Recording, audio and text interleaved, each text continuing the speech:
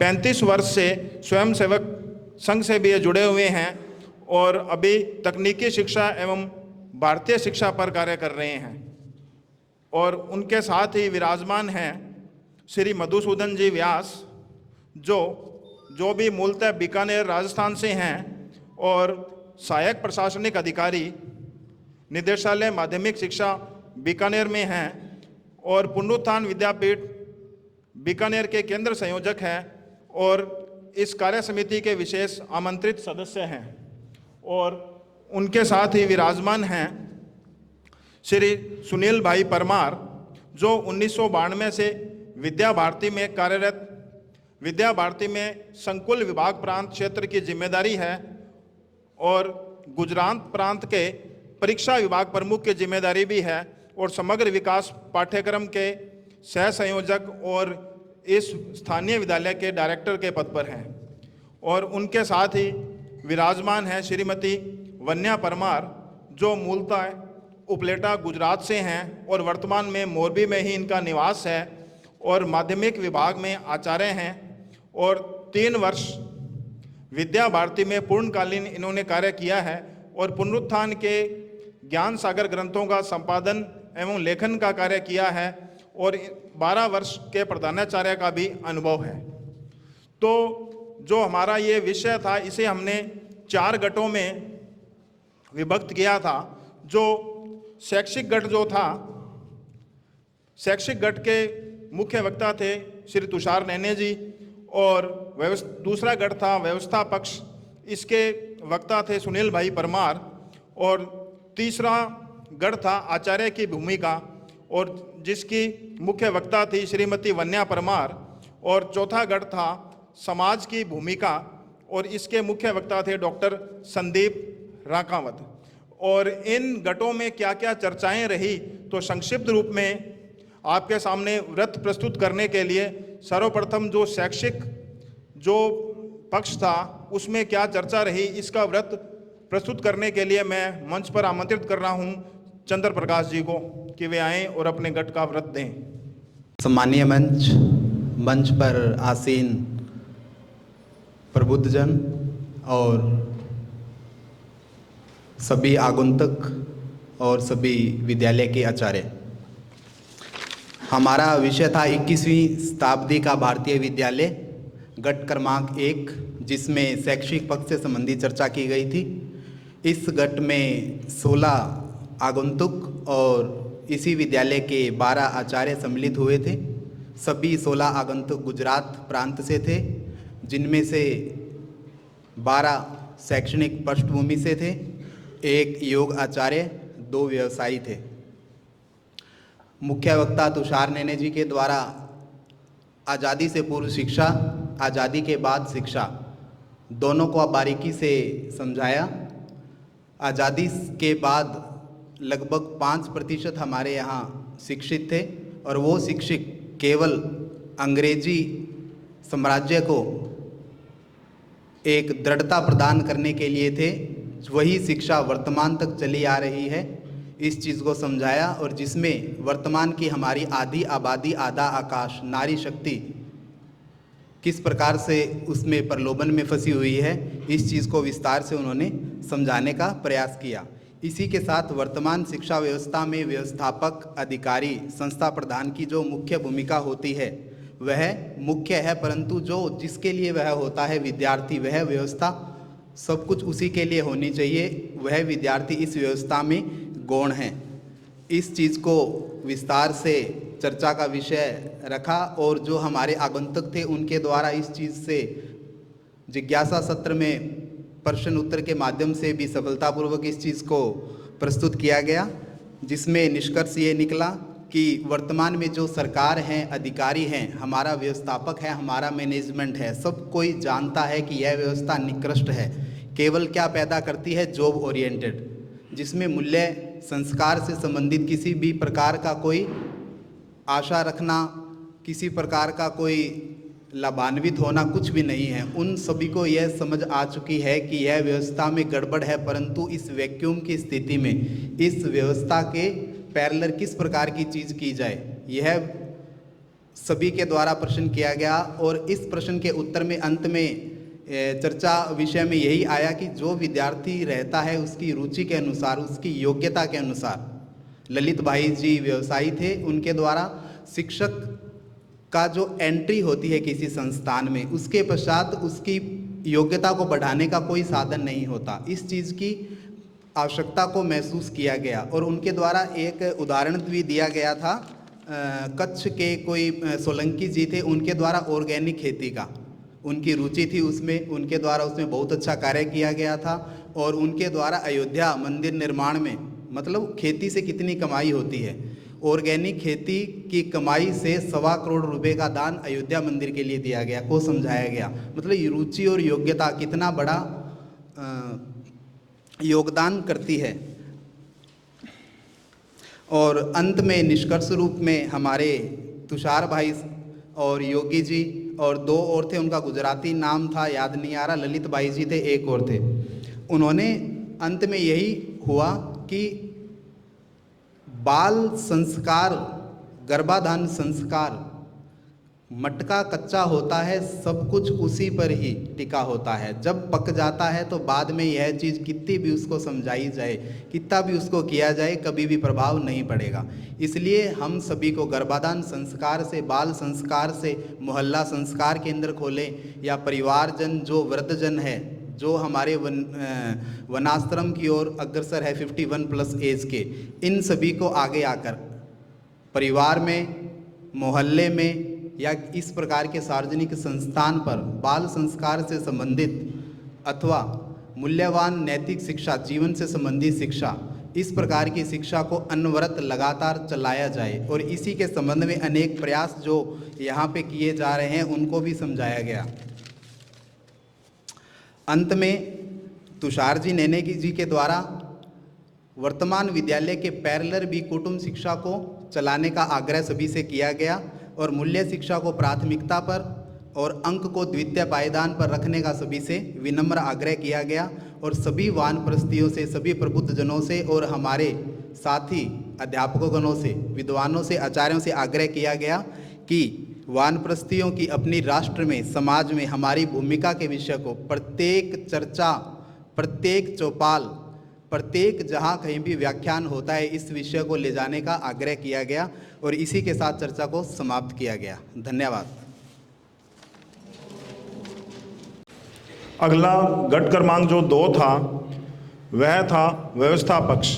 तो व्यवस्था पक्ष में उस गट में क्या चर्चा रही उसका व्रत निवेदन करने के लिए मैं मंच पर आमंत्रित करूंगा हसमती बहन सहायता जी को कि वे आएँ और अपने व्रत का निवेदन दें।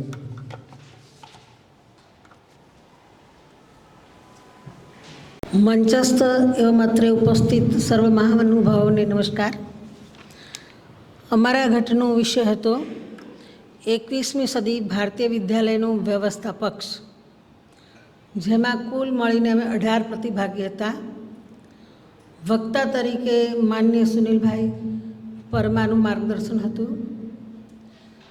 સવારથી જ આપણે જે સાંભળી રહ્યા છીએ એના આધારિત જે ચર્ચા અને માર્ગદર્શન હતું એમાં મુખ્યત્વે સમગ્ર વિકાસ એટલે શું, એટલે કે માનવના સમગ્ર જે કંઈ ગતિવિધિ છે, ઈશ્વર નિર્મિત જે કંઈ સૃષ્ટિ સર્જન છે, જળ ચેતન, એ સર્વમાં પરમાત્માનો વાસ છે, એ આધારિત વિચાર જો કોઈ કરતું હોય વિશ્વમાં તો એ માત્ર ભારત જ કરે છે અને એ જ કરી શકશે। અને જે કંઈ સમસ્યાઓની ચર્ચા આપણે બહુ બધી કરતા હોઈએ છીએ, આપણા માટે છે એવું નથી, સમગ્ર વિશ્વમાં જે સમસ્યા છે, પણ સમસ્યાનું બધાને ધ્યાનમાં છે, પણ એનો ઉપાય શું? તો પહેલાં પણ જ્યારે જ્યારે કંઈ વિશ્વ ઉપર સમસ્યા આવતી ત્યારે ભારત જ એને માર્ગદર્શન આપતું। હાલમાં પણ સમગ્ર દુનિયાની નજર ભારત ઉપર જ છે, એટલે આપણે સૌનું કર્તવ્ય વધી જાય છે, એટલે આપણે બહુ ઝડપથી એ દિશામાં કામ કરવું પડશે। હવે આ દિશામાં કામ કરવું હોય તો શિક્ષણ દ્વારા કેમ, તો એ વિશે એમણે માર્ગદર્શન આપ્યું કે ભાઈ શિક્ષણ એક એવી વસ્તુ છે કે ત્યાંથી વિદ્યાર્થી જે કંઈ પ્રાપ્ત કરે છે એ કુટુંબમાં જાય છે, કુટુંબમાંથી સમાજમાં જાય છે અને સમાજમાંથી રાષ્ટ્રમાં જાય છે। એટલે કોઈ પણ વસ્તુનું પરિવર્તન કરવું હોય તો એનું આ સોપાન છે એ સર કરીએ તો એનું પરિણામ આપણને ઝડપથી જોવા મળતું હોય છે. હવે આ બધું એકદમ આપણા પર નથી આવી ગયું. આપણને સૌને ખબર છે કે બ્રિટિશ શાસન દરમિયાન ઘણી બધી બાબતો બદલાઈ ચૂકી છે. એમાં શિક્ષણ પણ બદલાયું, અને શિક્ષણ બદલાય એટલે વ્યવસ્થા બદલાય, એટલે વ્યવસ્થા પણ બદલાઈ. હવે એ વ્યવસ્થાનો વિચાર આપણે કરવાનો છે. તો ભારતીય વ્યવસ્થા એટલે શું? આપણે જે વિચાર કરવાનો છે ભારતીયતા એટલે હાલ આપણે જે જીવી રહ્યા છીએ એ નહીં, કેમ કે એ બધું ભેળસેળ છે. એમાં કંઈ ભારતીયતા છે તો અડધું છે, 80% પેલું છે ને 20% આપણું છે. પછી આપણે કરતા હોઈએ તો પણ એમાં આપણે અનુભવી રહ્યા છીએ કે આપણે પણ સાંસ્કૃતિક સંગઠન તરીકે પણ કેટલીક બાબતોમાં પહેલ કરવાની આવશ્યકતા છે. જેવી કે આપણે વિચારીએ છીએ આ ભવનમાં જ આપણે બેઠા છીએ, તો ભવન જોવાથી આપણને ખ્યાલ આવી જશે કે પ્રવેશ થતાં જ એની જે વ્યવસ્થા છે કેટલી સુંદર છે. આ એક ઉદાહરણ આપણા સૌના માટે જરૂરી છે એટલે ઉલ્લેખ કરું છું. આ એમાં ચર્ચા નથી થઈ, પણ પ્રવેશ કરીએ એટલે મંદિર છે, ગાય છે, યજ્ઞશાળા છે, અંદર આવતા એનું જે કંઈ વાસ્તુશાસ્ત્ર છે એ પ્રમાણે ભવનની રચના છે કે જે હવા ઉજાસ પૂરતા પ્રમાણમાં છે. એક વખત લાઇટ જતું રહે તો બાળકો અભ્યાસ કરી શકે, એ ગરમીનો સામનો કરવા માટે એક સક્ષમ બની શકે એવું એને હવા મળી રહે છે. એ જ પ્રમાણે એનું જે કંઈ હોય, આપણે આ કક્ષમાં બેઠા છીએ તો દિવાલ ઉપર જોઈએ તો અહીંયા યોગ સત્ર લેવું હોય તો તમામ મુદ્રાઓ છે. તમામ અધ્યાત્મને ઉપરની દૃષ્ટિએ આપણે જોવો હોય તો કેટલી નદીઓ ને કેટલા મોક્ષને કેટલા ઘાટ ને કેટલા શાસ્ત્રોને બધું જ છે. ટૂંકમાં તો કેટલીક બાબતો દૃષ્ટિ પડતા જ ભારતીયતાનું દર્શન થવું જોઈએ. એક નજરથી આપણા વિદ્યાલયમાં કોઈનો પગ પડ્યો છે તો એ 1 મિનિટ રોકાય તો પણ એ કંઈક તો શીખીને જાય, એવી પણ આપણા ભવનની વ્યવસ્થા, એનું સુશોભન પણ હોવું જોઈએ, એના ચિત્રનું દર્શન પણ હોવું જોઈએ. હવે વિદેશોમાં તો કંઈ પુનર્જન્મ છે નહીં, પૂર્વજન્મની વાત નથી, એ બધી જ બાબતો આપણે છે. એટલે આપણે આ બધી જ બાબતોનું ધ્યાન રાખવા જઈએ તો એ દિશામાં કરવું પડશે કે ભણવા માટે શું જોઈએ. હાલની સ્થિતિએ આપણે અહીં બધા કેટલાક નીચે બેઠા છીએ, કેટલાક ખુરશી ઉપર બેઠા છીએ. ઘણીવાર આપણને જોવા મળે છે કે આ નીચે બેસવું, તો સુનિલભાઈ બહુ સરસ રીતે વાત કરી કે નીચે બેસવું એટલે એ હીનતા નથી, એ શાળા ગરીબ નથી કે અથવા એ ટ્રસ્ટીઓ એમાં સુવિધા નથી પૂરી કરી શકતા કે એમને સમજ નથી, એવું નથી. પણ એ વૈજ્ઞાનિક દૃષ્ટિકોણ છે, એ સમાજ સુધી પણ આપણે પહોંચાડવો પડશે. અને વૈજ્ઞાનિક દૃષ્ટિકોણ છે એટલું કંઈ ન પડતું નહીં, પણ વૈજ્ઞાનિક દૃષ્ટિકોણ એટલે શું, તો એ બધી જ બાબતોની સ્પષ્ટતા આપણે એમને કરવી પડશે કે ભણવા માટે આવી રીતે બેસવાથી કરોડ સીધી રહે, સીધા બેસી શકાય, અને પગની પરોઠી વાળેલી હોય તો એ સીધું જ ઉતરી જાય મગજમાં. પગ લટકતા રહે તો શું થાય એ પણ એના સામે પક્ષે કહેવું જોઈએ. એટલે ભારતીય વ્યવસ્થા સામે જોવાનો જે હીનતાબોધ આપણો છે એ દૂર થાય, અને એને સામે આપણું છે ખરેખર શ્રેષ્ઠ હતું અને છોડ્યું છે એને સ્વીકારવામાં આપણે તરત જ સમર્થ થઈ જઈએ. હવે ભણવા માટે વર્તમાનમાં એસી શાળા હોય છે, ફૂલ ફર્નિચર, ફૂલ કોમ્પ્યુટર, આરો, કોઈ પણ સુવિધા એવી ના હોય કે જે બાળકને ના હોય એવી વિદ્યાલયોની ઘણી બધી ફીઓ છે. એ બધાની આવશ્યકતા કેટલી? પહેલાંના જમાનામાં પણ બધાએ કહ્યું કે ઘણા બધા લોકો ભણ્યા હતા, આપણે પણ એમના પાઠો ભણ્યા કે જે લોકો કશું જ નથી ભણ્યા એમની રચનાઓને આપણે આજે પણ ભણીએ છીએ. અભણની રચનાને આપણે ભણીએ છીએ. આપણી રચના કોઈ ભણશે કે કેમ, એ તો આપણા સામે પ્રશ્ન છે જ. તો એ ભણવા માટે શાનો ઉપયોગ કરતા હતા? તો ઈશ્વરે આપેલા જ્ઞાનેન્દ્રિય, કર્મેન્દ્રિયો, મન અને બુદ્ધિને વિકસિત કરીને પોતે સર્જન કરતા હતા. અને તત્વોની વાતો, ધર્મોની વાતો, આખાને આખા શાસ્ત્રીય ગ્રંથો પણ પોતે મોઢે રજૂ કરતા હતા, ગાતા હતા. એ લખી નહોતા શકતા, વાંચી નહોતા શકતા, પણ બોલીને સર્જન પણ કરી શકતા હતા. તો આપણે પણ એ ભારતીયતાની દ્રષ્ટિએ આપણા કરણોને વિકસાવવાની જરૂર છે. હાલમાં એવું છે કે બધી ઉપાધિ અને એટલા બધા ચોપડા, એટલી બધી વોટર બેગ, નાસ્તાના ડબલા, અન્ય સુવિધાઓના કારણે જે કંઈ વિકાસ કરવાની આવશ્યકતા છે અને જે જરૂરી છે એ બાબત સામે આપણે ફરીથી પુનઃ સૌને જાગૃત કરવા પડશે કે ભણવા માટે બાળકોને આ બાબતમાં વિકાસ થાય એની જરૂર છે. બીજી વસ્તુની એ પણ ચર્ચા થઈ કે આપણે હાલ પુનરુત્થાન ટ્રસ્ટ પુનરુત્થાન વિદ્યાપીઠ વિચારી રહ્યું છે કે આપણે પુનઃ કોઈ પણ વિદ્યાર્થીને ભણવા માટેની ફી ના લેવી. આપણા મગજમાં હાલ એક રીતે જોઈએ તો જલ્દી આ વાત ન બેસે એવી છે, પણ અહીંયા એક અમારા ઘટમાં એક કથાકાર ભાઈ પણ હતા, એમને બહુ સરસ વાત કરી કે એ જે પાઠશાળામાં ભણ્યા ત્યાં ઘણી બધી તકલીફો પડતી હતી. તો એમને એવું નક્કી કર્યું છે કે હવે અમે કથાથી ઘણું બધું કમાઈએ છીએ, તો એ જે 10 લોકો છે એ 10 લોકો હવે જે કંઈ કમાય છે એ પાઠશાળાને આપશે અને એની જે કંઈ આવશ્યકતાઓ છે એ પૂર્તતા થશે. એટલે ત્યાં જે કોઈ હવે ભણવા આવશે એને કોઈ પણ પ્રકારના અર્થની આવશ્યકતા નહીં રહે, કોઈ ખર્ચ નહીં કરવો પડે. એ બહુ સુંદર વિચાર છે. એવી જ રીતે એમ કે તમે જો 10 કે 20 વર્ષ માટેની વ્યવસ્થા કરો વિદ્યાલયને નિઃશુલ્ક ચલાવવાની, તો 10-20 વર્ષ માટે કોઈ દાતા કે વાલી પાસેથી ગુરુ દક્ષિણા જે કંઈ વ્યવસ્થા આપણે કરી શકીએ તે કરીએ. પછી નવી પેઢી એટલે કે આપણા જે છાત્રો છે તે ભવિષ્યમાં એ કોઈ પણ શાળાને ચલાવવા માટે સક્ષમ બની જશે.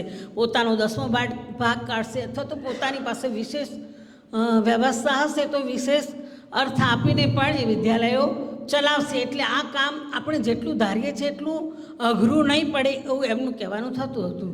એ બહુ સરસ આપણને સૌને એક પ્રોત્સાહન મળે એવી વાત હતી કે આપણે નિરાશ થવા વિના કરવાથી થશે અને કરીશું તો થશે જ.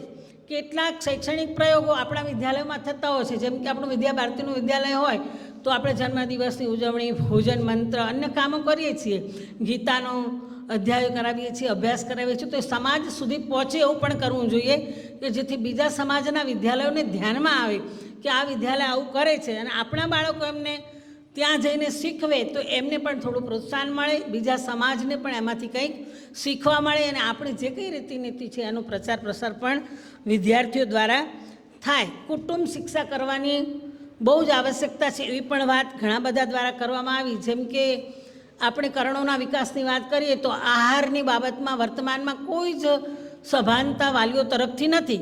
તો એ આહારની સભાનતા નથી, એના કારણે આપણા જે વિદ્યાર્થીઓ છે એમનું સ્વાસ્થ્ય બગડે છે, એમની યાદશક્તિ સારી નથી રહેતી. તો એમની યાદશક્તિ વિકસે, એમનું સ્વાસ્થ્ય સારું રહે એના માટે વાલીઓના પ્રશિક્ષણની બહુ તાતી આવશ્યકતા છે એવું પણ વાત આવી. ટેકનિકલના વધુ પડતા ઉપયોગ પાછળ આપણે પડ્યા છીએ એટલે એવા ઉદાહરણ આવ્યા. જેમ કે મને ખ્યાલ છે કે અમે જ્યારે ગણતા ત્યારે કંઈ આમ વેઢાઈ ના ગણતા, આમ કોઈ પણ સરવાળો કરવાનો હોય તો ફટાફટ કરી દેતા. આજે કોમ્પ્યુટર, કેલ્ક્યુલેટર એના કારણે આપણે એક શિક્ષક હોઈએ તો પણ, મેં પણ શિક્ષક તરીકે કામ કરું છું, મને ખબર છે, શિક્ષક હોઈએ ને તો ફટતે આમ કરવા બેસી જઈએ, સામાન્ય સરવાળા હોય તો પણ. એટલે એવું નથી કે નથી આવડતું, પણ એક ટેવ પડી ગઈ છે એટલે એના કારણે આપણી સ્મૃતિ શક્તિ ઘટતી જાય છે. એટલે કુદરતે આપેલી શક્તિઓને આપણે ટેકનિકલના વધુ પડતા ઉપયોગના કારણે કુંઠિત કરી રહ્યા છીએ. એટલે વિકાસના બદલે આપણે કઈ દિશામાં જઈએ છીએ એ પણ આપણે સૌએ ધ્યાન રાખવાની અને એ દિશામાં કામ કરવાની આવશ્યકતા છે. એવી પણ કેટલીક વાતો થઈ. હવે બીજી વાત, મુખ્યત્વે છેલ્લે ઘણી બધી ચર્ચા છે પણ સમયના અભાવે કેટલાક મુદ્દા કયા. સમાપનમાં સુનિલભાઈએ બહુ સરસ વાત કરી. એમણે કહ્યું કે ઠીક વાત છે કે આપણે અત્યારે બધી જ બાબતોની ચર્ચા કરીએ છીએ, પણ ગણવેશ એવી વસ્તુ છે કે એના માટે આપણે કોઈ ધ્યાન જ નથી. મને ધ્યાનમાં છે કે અમારા ત્યાં એક વિદ્યાલય ખુલ્યું, ત્યાં આપણા વિચારના લોકો કેટલાક ટ્રસ્ટમાં હતા ત્યારે એમણે સૂટનો ડ્રેસ રાખ્યો. તો મેં એમની વખતે કહ્યું હતું કે આપણા ત્યાં તો ડીસામાં તો કેટલી બધી ગરમી પડે છે, તો આપણે આ સૂટ રાખીએ તો એ લોકોની ઉનાળામાં સ્થિતિ શું થાય? ભણવા માટેની વૃત્તિ જ ક્યાંથી નિર્માણ થાય? અંદર શરીરમાં તો ગરમી લાગતી હોય, પરસેવો છૂટતો હોય, તો એ મન એકાગ્ર કરીને કેવી રીતે ભણશે? આ દિશામાં વિચારવું જોઈએ. તો આપણે સૌએ પણ આ દિશામાં આપણા ત્યાં તો ઠીક, પણ બીજા આપણા અન્ય લોકો પણ જ્યારે ગણવેશ નક્કી કરતા હોય ત્યારે જ્યાં પણ સૂચન કરી શકાય ત્યાં આવું કરવું જોઈએ કે ગણવેશની બાબતમાં પણ ભારતીયતા તો હોવી જ જોઈએ અને વાતાવરણને અનુરૂપ હોવું જોઈએ. હવે પરિવર્તનની વાત છે તો કેટલીક બાબતો એવી છે કે આપણે અત્યારે રવિવારે જ રજા હોય છે, ઉનાળામાં જ વેકેશન હોય છે, તો આપણે જ્યારે પણ પરિવર્તન કરીએ તો આપણા શાસ્ત્રો આધારિત, આજે પણ ઘણા કામોમાં અમાવસ્યા અને પૂનમના રજા હોય છે, તિથિ આધારિત હોય છે. કેમ? તો એની પાછળ નક્ષત્રોનું છે, તો એ વસ્તુ ભૂલાતી જાય છે. તો પ્રસ્થાપિત કરવા માટે આપણે પણ ક્યાંક વિદ્યાલયમાં રજાનો દિવસ બદલવો પડશે, વેકેશનનો સમય બદલવો પડશે. પછી ભણવાનો સમય પણ એવો છે કે ભણવાનો કેટલોક સમય એવો હોય છે કે જેના કારણે બાળકોની ગ્રહણ શક્તિ અથવા યાદશક્તિ ઓછી રહે છે, અને કેટલોક સમય એવો હોય છે, ઉદાહરણ તરીકે સવાર અને સાંજનો, સૂર્યોદયની 24 ઘડી પહેલાં અને પછી, એમ સૂર્યાસ્તની 24 ઘડી પહેલાં અને પછીની. તો વિદ્યાલયમાં આવા કેટલાક સમયોનું પણ નિયોજન કરવું જોઈએ.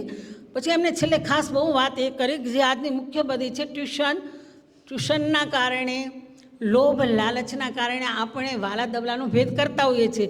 જેમ કે મારી પાસે જે વિદ્યાર્થી ટ્યુશનમાં આવતો હોય, હું શિક્ષક છું, તો મને એમ થાય કે આને તો હું સારું જ ભણાવું, આના ગુણ ઓછા આવશે તો એ મારા માટે શરમજનક છે, અથવા એ વાલી મને આપે છે તો મારે વાલીને કેમ મોઢું બતાવવું. એટલે આપણે ક્યાંક આમ કૂણી લાગણીના કારણે એ તરફ આપણી પેન વળી જાય છે અને પેલા બાળકને અન્યાય થાય છે. અન્યાય આપણને નથી દેખાતો, પણ એને માનસિક રીતે જે આઘાત થતો હોય છે અને એની આપણી સામે નહીં, સમગ્ર સમાજ સામે જોવાની દ્રષ્ટિ બદલાતી હોય છે. એટલે કે એનું પોતાનું નૈતિક અધપતન કરવાનું કામ પણ આપણે જ કરતા હોઈએ છીએ. આવી ઘણી બાબતોની બહુ સરસ ચર્ચા રહી. કેટલાકે ગીતાના અભ્યાસ અંગેની પણ ખૂબ બધી વાતો કરી છે. બધી વાતો કરવી અત્યારે શક્ય નથી. આટલું કહીને હું મારી વાત પૂરી કરું છું. અસ્તુ. गढ़ था आचार्य की भूमिका, तो इसका व्रत निवेदन देने के लिए मंच पर आमंत्रित करूंगा आरती बहन जोशी को कि वे आएँ और अपने व्रत का निवेदन दें. एक जो भी आए अपने समय का थोड़ा ध्यान रखें. 7 मिनट हैं आपके लिए.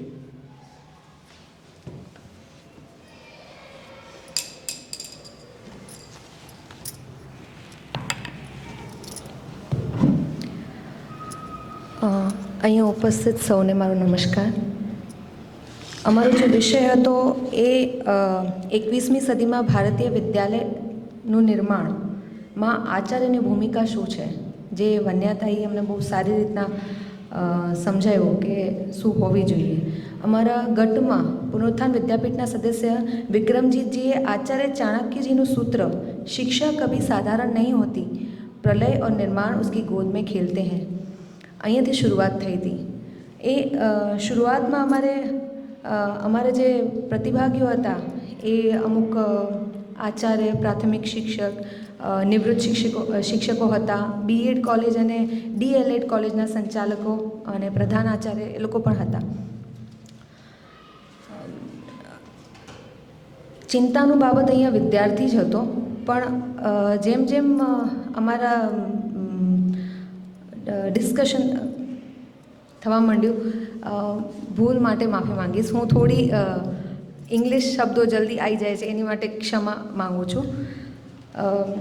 અમારું જે ડિસ્કશન થયું એમાં ખાસી બધી વાતો થઈ, જેમ કે આજના સમયમાં ગણિત, વિજ્ઞાન અને અંગ્રેજી એને વધારે મહત્ત્વ આપવામાં આવે છે. હાલાકી આગળ જતાં આપણે જોઈએ છે તો આ સબ્જેક્ટ્સ ભણે તો છે, પણ એને આગળ જેમ આપણે આગળ વધીએ છીએ એમ ગણિત કામ આવે છે, પણ અમુક સમય સુધીનું જે કેલ્ક્યુલેશન કરો છો એ પ્રમાણે જ. સાયન્સ જે છે એ અમુક સ્ટેજ સુધી જ, અને પછી જ્યારે તમે વિશ્વવિદ્યાલયમાં જાઓ છો ત્યાં સાયન્સ અને એન્જિનિયરિંગને જે લેવામાં આવે છે એમાં છોકરાઓ શું ભણે છે એને જ્યારે જમીન ઉપર ઉતરે છે ત્યારે એમનું શું લેવલ હોય છે.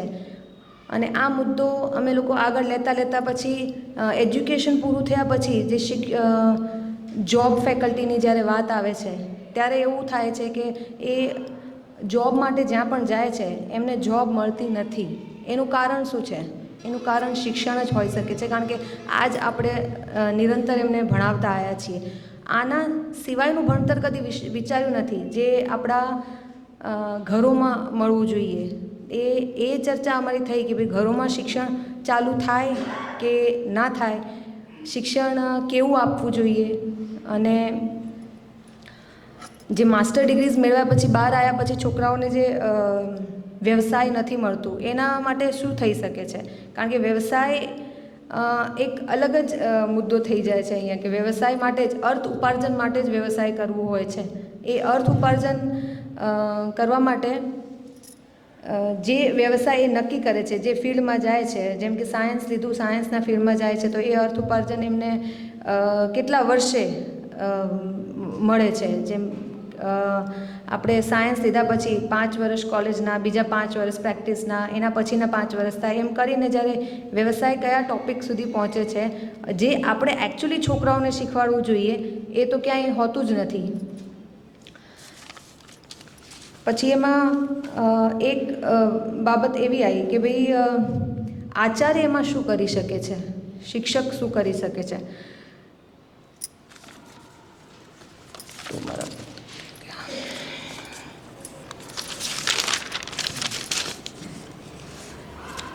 હા, અને વ્યવસાય માટે ગામડું છોડીને શહેર તરફ જે દોડ ચાલી રહી છે, તો એ તો ક્યાં લઈ જશે? ત્યાં ગયા પછી પણ એમને માનસિક, શારીરિક અને બધી રીતે હેરાન તો થવું જ પડે છે, કારણ કે ફેમિલીથી દૂર છે.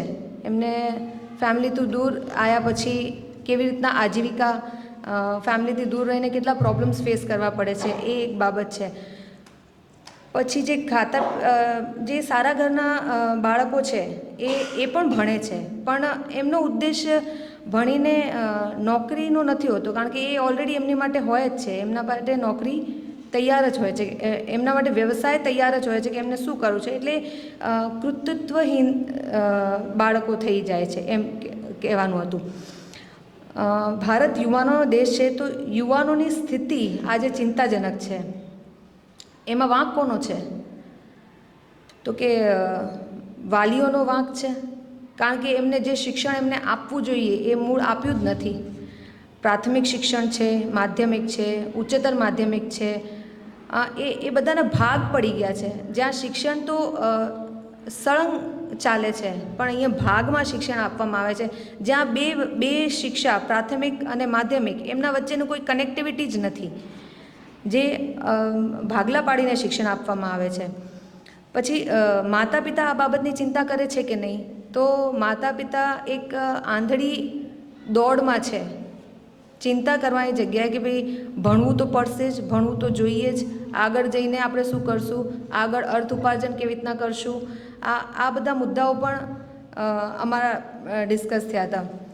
અને એમનું મેઇન ગોલ એ જ હોય છે કે વધુ પૈસા કેવી રીતના કમાવા.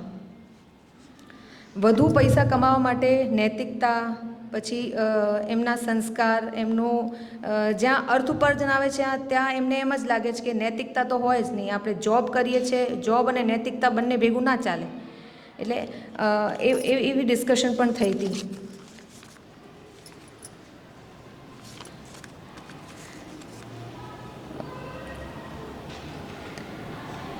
હવે એક છેલ્લે જતાં શિક્ષકોની જવાબદારી શું? શિક્ષકો એમાં શું કરી શકે છે? એ મુદ્દા ઉપર ચર્ચા થઈ હતી અમારી. એમાં એક ભાઈએ એવું કીધું હતું કે તમોગુણ, રજોગુણ, સતોગુણ, એ બાળકોના આ જે ગુણો છે એ ઓળખીને એમને જોઈએ એ પ્રમાણે શિક્ષા આપવામાં આવે તો એ બાળક આગળ કંઈ જઈ શકે છે. એમાં એમ કે જે તમોગુણી બાળક હોય તમે એને બોમ્બ બનાવતા શીખવાડી દો તો એ શું કરશે? પછી એ એક શિક્ષકે એના મૌલિક દૃષ્ટિથી વિચારીને પછી આગળ એ ગુણોને જોઈને પછી એને આગળ ભણાવવું જોઈએ. છોકરાઓમાં આત્મવિશ્વાસ નિર્માણ કરવો જોઈએ. જે આજકાલના બાળકો આત્મવિશ્વાસ સ્ટેજ ઉપર આવીને બોલી શકતા નથી, એટલે એ પણ એમનામાં હોવું જોઈએ. પછી એક એક્ઝામ્પલ એવું આપે તો કે સ્વદેશી ભાવના છોકરાઓમાં કેવી રીતના જાગૃત થાય? તો જે ફોરેનની વસ્તુ હતી એનો ઢગલો કહીને એને બાળવામાં આવ્યો, તો પછી છોકરા એના ઘરમાં જે કોલગેટ હતું એ પણ બહાર ફેંકી દીધું કે આપણે સ્વદેશી છે, નથી વાપરવાનું. તો એના પપ્પાએ આચાર્યને ફોન કરીને પૂછ્યું કે ભાઈ તમે બાળકને સમજાવો કે આ તો જે સ્વદેશી એ બધું બહાર ફેંકે છે. તો આચાર્યએ કીધું તમારે તમારા બાળકનું વિચારવું છે કે પછી જે વસ્તુ છે એનું? એટલે બાળકને તમે સ્વદેશી જ્યાર સુધી આપણું શું છે એ સમજાવશો નહીં ત્યાં સુધી એને કેવી રીતના ખબર પડશે કે સ્વદેશી શું છે ને વિદેશી શું છે? અને બાળકોમાં આ ભાવના તો હોવી જ જોઈએ. પછી સાંસ્કૃતિક કાર્યક્રમો છે, અને એક મુદ્દો એવો હતો કે આપણે શિક્ષકો શું કરી શકે છે? તો એક ભાઈએ એવું કીધું હતું કે આપણે શિક્ષણને સરકાર તરફથી છીનવી લઈએ તો આ બની શકે છે. આ બધા જે સાંસ્કૃતિક બાબતો છે, આપણે જેમ છોકરાઓને ભારતીય શિક્ષણ પદ્ધતિ પ્રમાણે ભણાવવા છે તો એ બધું આપણે એમના પાસેથી છીનવી શકીએ છીએ. તો ઘણા બધા પ્રશ્નો ઊભા થયા કે ભાઈ આ કેવી રીતના પોસિબલ છે? આપણે સરકારને ભેગું લઈને પછી શિક્ષણ કરીએ કે પછી એના ફ્રી એનાથી બહાર આવીને પછી શિક્ષણ આપીએ તો એ પોસિબલ, ઘણા લોકોનો મત હતું કે ભાઈ પોસિબલ છે, અગર આપણે ટોળી કરીને એવી રીતના પ્રયત્ન કરીએ તો થઈ શકે છે. ઘણાનું મત એવું પણ હતું કે ભાઈ એ પોસિબલ અત્યારે તો નથી, એકદમ તો ના થઈ શકે. એટલે ધીરે ધીરે થતું કાર્ય છે. ફાઇનલી એ ડિસિઝન ઉપર આવ્યા કે ભાઈ આ એક ધીમે થતું કાર્ય છે. એકદમ ઝડપી તમે બાળકોને સ્કૂલમાંથી કાઢી અને પછી એક ટોળકીમાં આવી રીતના મૂકી દો કે ભાઈ અહીંયા શિક્ષણ આપવામાં આવે છે આવી રીતનું, તો એ છોકરાઓ પણ ગ્રહણ ના કરી શકે અને વાલીઓ પણ એ એક્સેપ્ટ ના કરે. સમાપન વખતે એક એક્ઝામ્પલ આપ્યું હતું, ઉદાહરણ આપ્યું હતું, જે બાણશૈયા ઉપર સૂતા ભીષ્મ પિતામાં જ્યારે કૃષ્ણને પૂછે છે કે ભાઈ ભગવાન કૃષ્ણ, આ મારી સાથે જે થયું એટલે જે નૈતિક નહોતું, જે છલ કપટ જે અહીંયા યુદ્ધમાં જે થઈ એ તો યોગ્ય નથી, તો આનું શું એટલે શું હોઈ શકે છે, આ કેવી રીતના બની શકે છે, તમે હો છો તો એના છતાંય આવું કેમ બન્યું?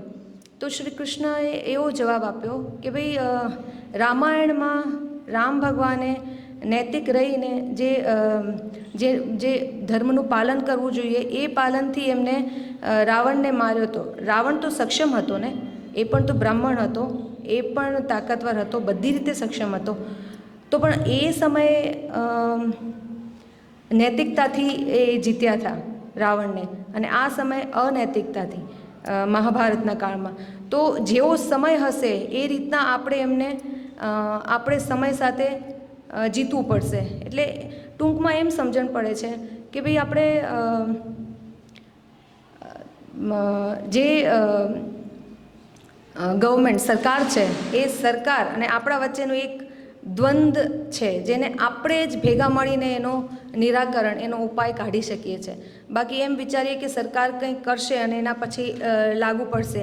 એમાં વચ્ચે એનઈપીની પણ વાત આવી હતી, નેશનલ એજ્યુકેશન સિસ્ટમ પોલિસી, એનઈપીની પણ વાત આવી હતી. તો એ પણ એક મુદ્દો છે કે લોકો એના ઉપર ડિપેન્ડ હજુ વિચાર કરે છે કે આ મુદ્દા ઉપર જ્યારે શિક્ષણ આવશે ત્યારે એમાં સુધાર આવશે, પણ એ શક્યતા ઓછી લાગે, કેમ કે એ સરકાર જ્યારે આવે તો એ સરકારની જેમ સરકાર વેળા કર્યા વગર રહે નહીં, એવું અમે લોકો બેઠા તો એવું અમારું મત હતું.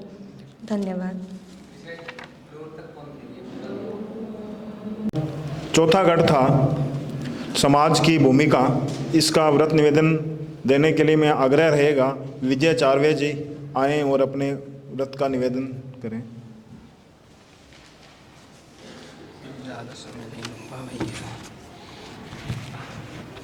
हरिओम. मंचस्थ उपस्थित मान्यवर, आचार्यगण और उपस्थित सभी प्रबुद्धजन और सरस्वती शिशु मंदिर परिवार, आज का विषय से आप सभी अवगत हैं. गोष्ठी का जो विषय था, हमारा उप विषय जो था समाज की भूमिका, 21वीं सदी के भारतीय विद्यालय की स्थापना में समाज की भूमिका पर था, जिसमें लेखक, उद्योगपति, शिक्षक, आचार्य और सेवानिवृत्त सभी समाज के प्रबुद्ध वर्ग थे और सभी का चिंतन समाज का भूमिका क्या होना चाहिए उसके प्रति थी, जिसके मुख्य बिंदु मैं आपके समक्ष रख रहा हूँ, जिसमें विद्युत मंडल टोली के रूप में समाज में स्थापित करने के लिए आह्वान किया गया. समाज के पास जो भी है उसे देने के लिए तैयार रहना चाहिए. दयावान, परोपकारी, संस्कारी, इस तरीके से समाज में होना चाहिए और इसको हमें स्थापित करना चाहिए. समाज में कौशल, कला, संस्कृति जो है उसका भी दोहन होना चाहिए. वर्तमान शिक्षा और सोशल मीडिया के द्वारा एक खारे पानी का प्रबुद्धजन ने अच्छा दिया उदाहरण कि खारे पानी के रूप में जो है समाज में परोसा जा रहा है, उसे सरकार पर दबाव बनाकर आम रूपी वृक्ष को बचाना होगा. समाज को अपने विद्यालय के हिस्से माने, चिंतन करें, ज्ञान, न्याय और नीति के लिए संस्थान समर्पित हों. साथ में ऐसा भाव पैदा हो कि उसका अपना बच्चा भारतीय संस्कृति के वातावरण में पले बढ़े. यदि समाज सिर्फ समृद्ध हो, एक क्वेश्चन आया था तो एक बहन ने कहा कि यदि समाज सिर्फ समृद्ध हो, संस्कारी नहीं है तो वह आसुरी समाज कहा जाएगा, हो जाता है. साधन और साध्य शुद्धि से ही उचित परिणाम प्राप्त होगा। कथनी करनी में स्पष्टता रखेंगे तो आचार्य और विद्यालय की स्थापना अच्छी होगी। भिक्षा, दान, दक्षिणा ये सब समाज में मान्य है और इसका सरोकार भी है, लेकिन ये समाज को हमें सचेत करना होगा, जागृत करना होगा, तब ये हम अपने उद्देश्य में सफल हो सकेंगे। हरिओम। अभी चारों गटों का जो व्रत है आपके सामने प्रस्तुत किया गया। एक गट के अंदर मैं भी था, गट क्रमांक 2 में, तो वहाँ एक वाक्य बोला गया। वाक्य तो छोटा सा था, लेकिन वो वाक्य बहुत बड़ा संदेश दे गया।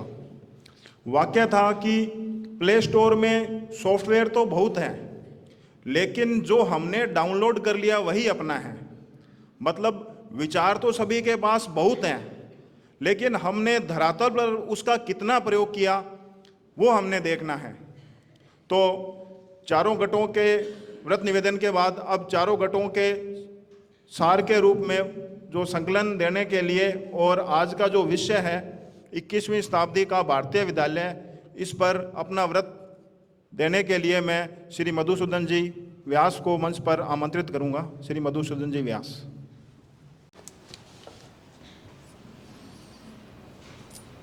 उपस्थित विद्वज्जन, आचार्यगण, मातृशक्ति और कार्यकर्ता बंधुजन, विषय बहुत गहरा था और उसको ग्रहण करने वाले जो विद्वज्जन थे उनके विचार भी बहुत गहरे थे। धरातल से जुड़े हुए समस्याएं, उनके व्यक्तिगत अनुभव क्या हैं, कैसे हैं, क्यों होना चाहिए, और सबसे बड़ी बात, ऐसे गंभीर विषय पर और आवश्यक विषय पर इस बड़ी संख्या में आने वाले विद्वज्जन स्वयं धन्यवाद के पात्र हैं। क्योंकि आज ऐसा चिंतन करना, चाहे हम विद्या भारती से जुड़े हैं या नहीं हैं, वैसे अधिकांश हमारे विचार परिवार के लोग ही हैं, लेकिन ऐसी कल्पना करना जिसमें शिक्षा स्वायत्त है, जिसमें शिक्षा अर्थनिरपेक्ष है, इस विषय पर चर्चा करना और पूरे दिन चर्चा में रहना, पूरे समय विषय सुनना, गंभीरता से सुनना और सहभागी होना, ये बहुत बड़ा विषय है। तो आप सबके विचार, चूँकि मैं गट में अपेक्षित तो नहीं था, लेकिन मैं और महेश भाई सभी गटों में थोड़ा थोड़ा कुछ सार लेकर आए थे, और उस संकलन जो मिला आपके व्रत से भी, तो उससे ये प्रतीत होता है कि बहुत सार्थक चर्चाएं सभी गटों में हुई हैं। 21वीं शताब्दी का भारतीय विद्यालय, इसकी कल्पना क्या है, कहाँ से आई और क्यों आवश्यकता पड़ी, इसका विषय प्रतिपादन ताई ने सुबह किया। उसकी आवश्यकता क्यों है, समाज की आज की स्थिति क्या है, हम क्या हैं, हमारी मानसिकता क्या है, तो हमें क्यों इसकी आवश्यकता है, इस विषय पर ताई ने बहुत एक रूपरेखा रखी। अब प्रवेश करते हैं, क्योंकि बहुत समय चर्चा, बहुत सारी बातें, बहुत सारी विषय प्रतिवेदन, बहुत सारा हुआ। अब विद्यालय में प्रवेश करना है, क्योंकि हम अभी जो व्रत निवेदन में भी कहा कि हम अब कृति रूप में आते हैं, क्योंकि चर्चाएं तो हैं, हमारे पास विषय भी है, बहुत सारी चीज़ें हैं, अब उसको कृति रूप में लाना है। एक भारतीय समझ का, भारतीय विचार का विद्यालय कैसे स्थापित हो, हमें करना वो है। क्योंकि मुझे ये ऐसा विश्वास है, यहाँ बैठे सभी जन वो ये चाहते हैं कि ऐसा विद्यालय हो, ऐसा विश्वास है। मैं आपके विश्वास पे ही कह रहा हूँ, ऐसा होना चाहिए ना, होना चाहिए ना, सभी लोग चाहते हैं। अब उसको कृति स्वरूप में लाना है, तो उसके जो 4 पक्ष हैं, जिसके 4 गट भी थे, उन 4 गटों पर मैं संक्षिप्त में अपनी बात रखूंगा, क्योंकि विषय बहुत सारे आपने सुने हैं और मूल विषय चर्चा में आया भी है। इसको लेकर हमारी दृष्टि क्या है, क्योंकि कोई भी व्यवस्था जो है वो दृष्टि के आधार पर होती है। हमारा दृष्टिकोण क्या है, क्या हमारा दृष्टिकोण भारतीय है क्या, हम जिस भारतीय शिक्षा की बात कर रहे हैं, क्या हम उसको वास्तव में उसी रूप में लाना चाहते हैं या केवल आचार के रूप में? थोड़ा थोड़ा भारतीयता हो, थोड़ी थोड़ी संस्कृति हो, लेकिन एक समय बाद अभी चाहते तो हैं, लेकिन बाद में अंग्रेजी माध्यम तो होना ही चाहिए। ऐसा है क्या? क्या हम उस 21वीं शताब्दी के विद्यालय में इस अंग्रेजी माध्यम की कल्पना भी करते हैं क्या? तो वो भारतीय प्रतिमान तो नहीं होगा। हाँ, हमें भाषा से आपत्ति नहीं है, लेकिन अंग्रेजियत जो आएगी उसके साथ साथ, उससे आपत्ति है। तो हम जिस दृष्टिकोण में भारतीयता चाह रहे हैं, क्या वो दृष्टि है क्या भारतीय वास्तव में? हम विद्यालय प्रारंभ करें उससे पहले ये तो निश्चित होना चाहिए कि ये भारतीय दृष्टि है क्या। हम जिस भारतीय दृष्टि की बात करते हैं, जिस चक्रीय व्यवस्था की बात करते हैं, क्या हम उस दृष्टि में हैं क्या? भारतीय दृष्टि की जब बात करते हैं तो क्या हम समग्रता में चिंतन करते हैं क्या? मात्र चिंतन से नहीं चलने वाला। चिंतन तो समग्रता में है, सबका ध्यान रखना है, सबका करना है, लेकिन जब कृति स्वरूप में आए तो क्या वास्तव में वो वैसा ही है क्या जैसा हम सोच रहे हैं समग्रता में? समग्रता का अर्थ तो आप समझते ही हैं। समग्रता, समग्र विकास पाठ्यक्रम में सब लोग जुड़े हुए हैं, बहुत सारे लोग ट्रस्टीगण भी हैं, वाली भी हैं, आचार्य भी हैं। समग्रता का अर्थ सब समझते हैं। क्या वास्तव में वो जीवन में है क्या?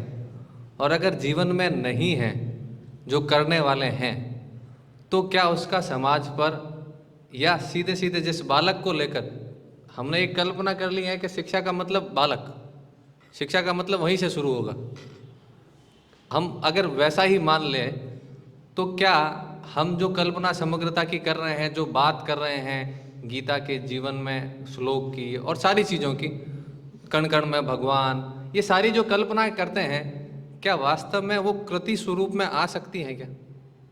और अगर नहीं है तो जो बालक है उससे ग्रहण क्या करेगा? हाँ, अच्छी है, शास्त्र में उसकी आस्था होगी, उसके प्रति सम्मान होगा, लेकिन एक विश्वास क्या होगा? ये हो नहीं सकती, आज के समय में नहीं हो सकती। ऐसा होगा ना अगर हम केवल और केवल विचारों से, बातों से, केवल याद करवाने के लिए, केवल करने के लिए, दिखाने के लिए क्या हाँ भारतीय संस्कृति ऐसी है, तो क्या केवल उससे होगा क्या? दृष्टिकोण भी हो और हमारे कृति स्वरूप में भी आए, तब जाकर हम उस विद्यालय की कल्पना कर सकते हैं। अब शैक्षिक पक्ष की बात करें तो शिक्षा का मतलब क्या?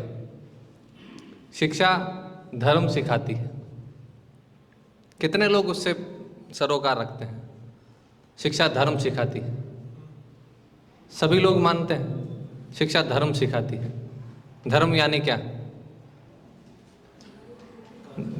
धर्म यानी, ताई ने सुबह कहा, कुछ बिंदु बताए, कर्तव्य धर्म और सृष्टि धर्म और समाज धर्म, राष्ट्रीय धर्म, जो भी कर्तव्य यानी बहुत सारी चीज़ें उसमें जुड़ जाती हैं। पहला सृष्टि धर्म, क्या हम जो सृष्टि धर्म का पालन कर रहे हैं क्या? देखने वाली बात है। जब शैक्षिक पक्ष जब आएगा उसमें, ये व्यवस्था से जुड़ा हुआ विषय भी है, लेकिन जब शैक्षिक पक्ष की बात करते हैं, क्या हम सृष्टि के धर्म का पालन कर रहे हैं क्या? सृष्टि यानी चक्रीय व्यवस्था, ये घूमेगा, जो आया है, जो नष्ट होगा, वही चक्रीय व्यवस्था में है। शरीर, बाकी जितनी भी व्यवस्थाएं, प्राकृतिक व्यवस्था यानी चक्रीय व्यवस्था है। क्या हम वैसा कर रहे हैं क्या? क्या हमारे उस सृष्टि धर्म का पालन हो रहा है क्या? हम जब घर में भी और विद्यालय में भी, ये एक तो हमें सोचना पड़ेगा, शिक्षा का मतलब विद्यालय, महाविद्यालय, विश्वविद्यालय से नहीं है। उसका एक बहुत छोटा सा हिस्सा, अगर जीवन को 100 वर्ष का माने, अभी तो बहुत कम हो गया है, लेकिन फिर भी 100 वर्ष का जीवन माने तो एक बहुत छोटा हिस्सा विद्यालय, महाविद्यालय में बीतता है। सबसे ज़्यादा हिस्सा जो है वो घर में बीतता है। तो हम वो जो चक्रीय व्यवस्था है उसको तोड़ते हैं या उसको बनाए रखते हैं, विद्यालय और घर में, दोनों में। ये शैक्षिक पक्ष की बात है। शैक्षिक पक्ष केवल पाठ्यक्रम से जुड़ा हुआ विषय नहीं है, हमारी जीवन दृष्टि से, और हमारी जीवन दृष्टि हमारी कृति में कितनी है उससे जुड़ा हुआ विषय। आप देखिए, छोटी सी बात, हम ये बात करते हैं कि प्रकृति के चक्र को नुकसान नहीं पहुंचाना। जो चक्रीय व्यवस्था चल रही है, जो आया है, जो जाएगा, प्लास्टिक। क्या स्थिति है और कहाँ कहाँ उसका उपयोग नहीं हो रहा है, चाहते हुए भी और ना चाहते हुए भी। क्या हम उस समग्रता की दृष्टि का पालन कर रहे हैं क्या? आप और मैं उस दोनों शामिल हैं, मैं उसे अछूता नहीं हूँ, लेकिन ये दृष्टिकोण हमें देखना पड़ेगा। जब हम चाहते हैं कि हाँ ऐसा हो, तो हम उसमें कितना अधिक से अधिक कर सकते हैं उतना प्रयास होना चाहिए कि हम चक्रीय व्यवस्था को तोड़े नहीं। सीमेंट, हमारे रंग, हमारी जो व्यवस्था, घर भवन निर्माण में जितनी भी सामग्री होती है, प्लास्टिक का मतलब केवल पॉलीथीन से नहीं है, वो सारी व्यवस्था जो इस पूरे चक्र को तोड़ती है, वो सारी व्यवस्था। घर में हम छोटे से छोटा सामान जब लाते हैं तो पॉलीथीन हमारे पास होती है। बातें तो हम गौ माता की रक्षा की करते हैं, लेकिन होता क्या है, हम उस चक्र को तोड़ रहे हैं या जोड़ रहे हैं, इस चक्र को बनाए रख रहे हैं या उस चक्र में बाधा बन रहे हैं।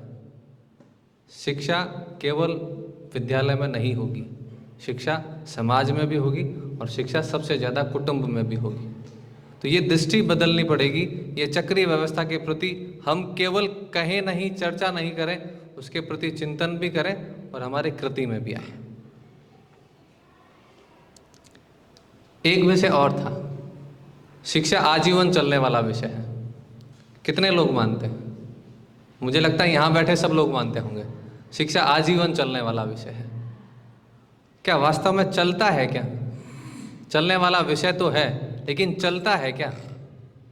और नहीं चलता है, हमारा प्रयास उसको लेकर क्या है? एक विषय, एक गट में हम बैठे थे, शायद आपका ही गट था, वन्या दीदी का जो गट था, उसमें सरकार को लेकर बहुत चर्चा थी। सरकार नहीं करती, सरकार नहीं करती, सरकार नहीं, या सरकार को लेकर सरकार से उलाहना भी था। और भी एक गट में सरकार को लेकर चर्चा थी कि सरकार ऐसा कर दे, सरकार को कहना चाहिए सोशल मीडिया पर वो कर दे और ऐसा कर दे। अभी कहने को हमारे विचार की सरकार है, कहने को। उद्घाटन सत्र में अध्यक्ष उद्बोधन में भाई साहब ने कहा था, और वास्तव में यही स्थिति है, सरकार किसी विचार की नहीं होती, सरकार सरकार होती है। आज मान भी लें कि आपके विचार की सरकार है, कल सरकार बदल दी तो क्या होगा? तो क्या करेंगे? तो ये हमारा दायित्व उसमें कितना बनता है, हम कहाँ हैं, हम क्या सोच रहे हैं, ये देखना वाला बात है। शिक्षा आजीवन चलती है, लेकिन प्रारंभ कहाँ से होती है? क्योंकि आजीवन चलती तो है, हम ये मानते हैं सारा, लेकिन उसका प्रारंभ बिंदु कहाँ है?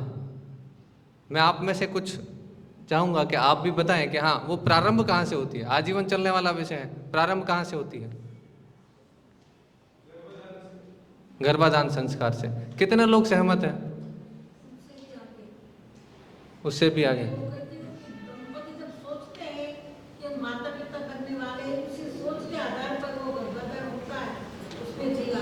आजीवन चलती है। हमें प्रारंभ बिंदु तो तय करना पड़ेगा। हम ये मान चुके हैं कि शिक्षा आजीवन चलती है, लेकिन किसी प्रारंभ बिंदु तो देखना ही पड़ेगा कि हाँ, हम यहाँ से शुरू करेंगे, क्योंकि हम ये मानते हैं कि वृद्धावस्था तक भी शिक्षा होती है, लेकिन प्रारंभ कहाँ से करना?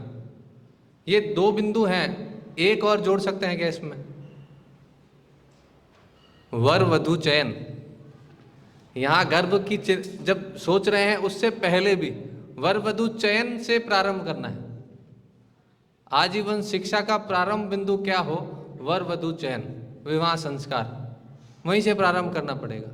जब गर्भ में आए, विवाह हो, उससे पहले यहाँ से प्रारंभ करना है। फिर बाद में, जैसे ताई ने कहा, गर्भ संस्कार और घर ही विद्यालय। ये पुस्तक तो है, लेकिन कितना घर विद्यालय है, कितना सीखने वाला विषय है। हमने आचार्य पक्ष की चर्चा की। आचार्य जो है केंद्र बिंदु है। आचार्य पहला कौन है? माँ आचार्य है, पहला आचार्य माँ है। उसकी भूमिका कैसे तय होगी? क्या वास्तव में आज उस स्थिति में है, हम शिक्षण कर पा रहे हैं क्या? तो घर ही विद्यालय, वहाँ से ही शुरू करना पड़ेगा। माता का शिक्षण सर्वथा सबसे ज़्यादा जरूरी है। माँ पहली शिक्षक है। आचार्य की कल्पना माँ के चिंतन में होनी चाहिए, और गर्भकाल से ही शिक्षण शुरू हो जाता है बच्चे का। तो वहाँ से माँ को इस चिंतन के साथ प्रारंभ करना है कि मैं आचार्य की भूमिका में हूँ, मैं गढ़ने वाली हूँ, मैं गढ़ सकती हूँ, इस भाव के साथ प्रारंभ करना है।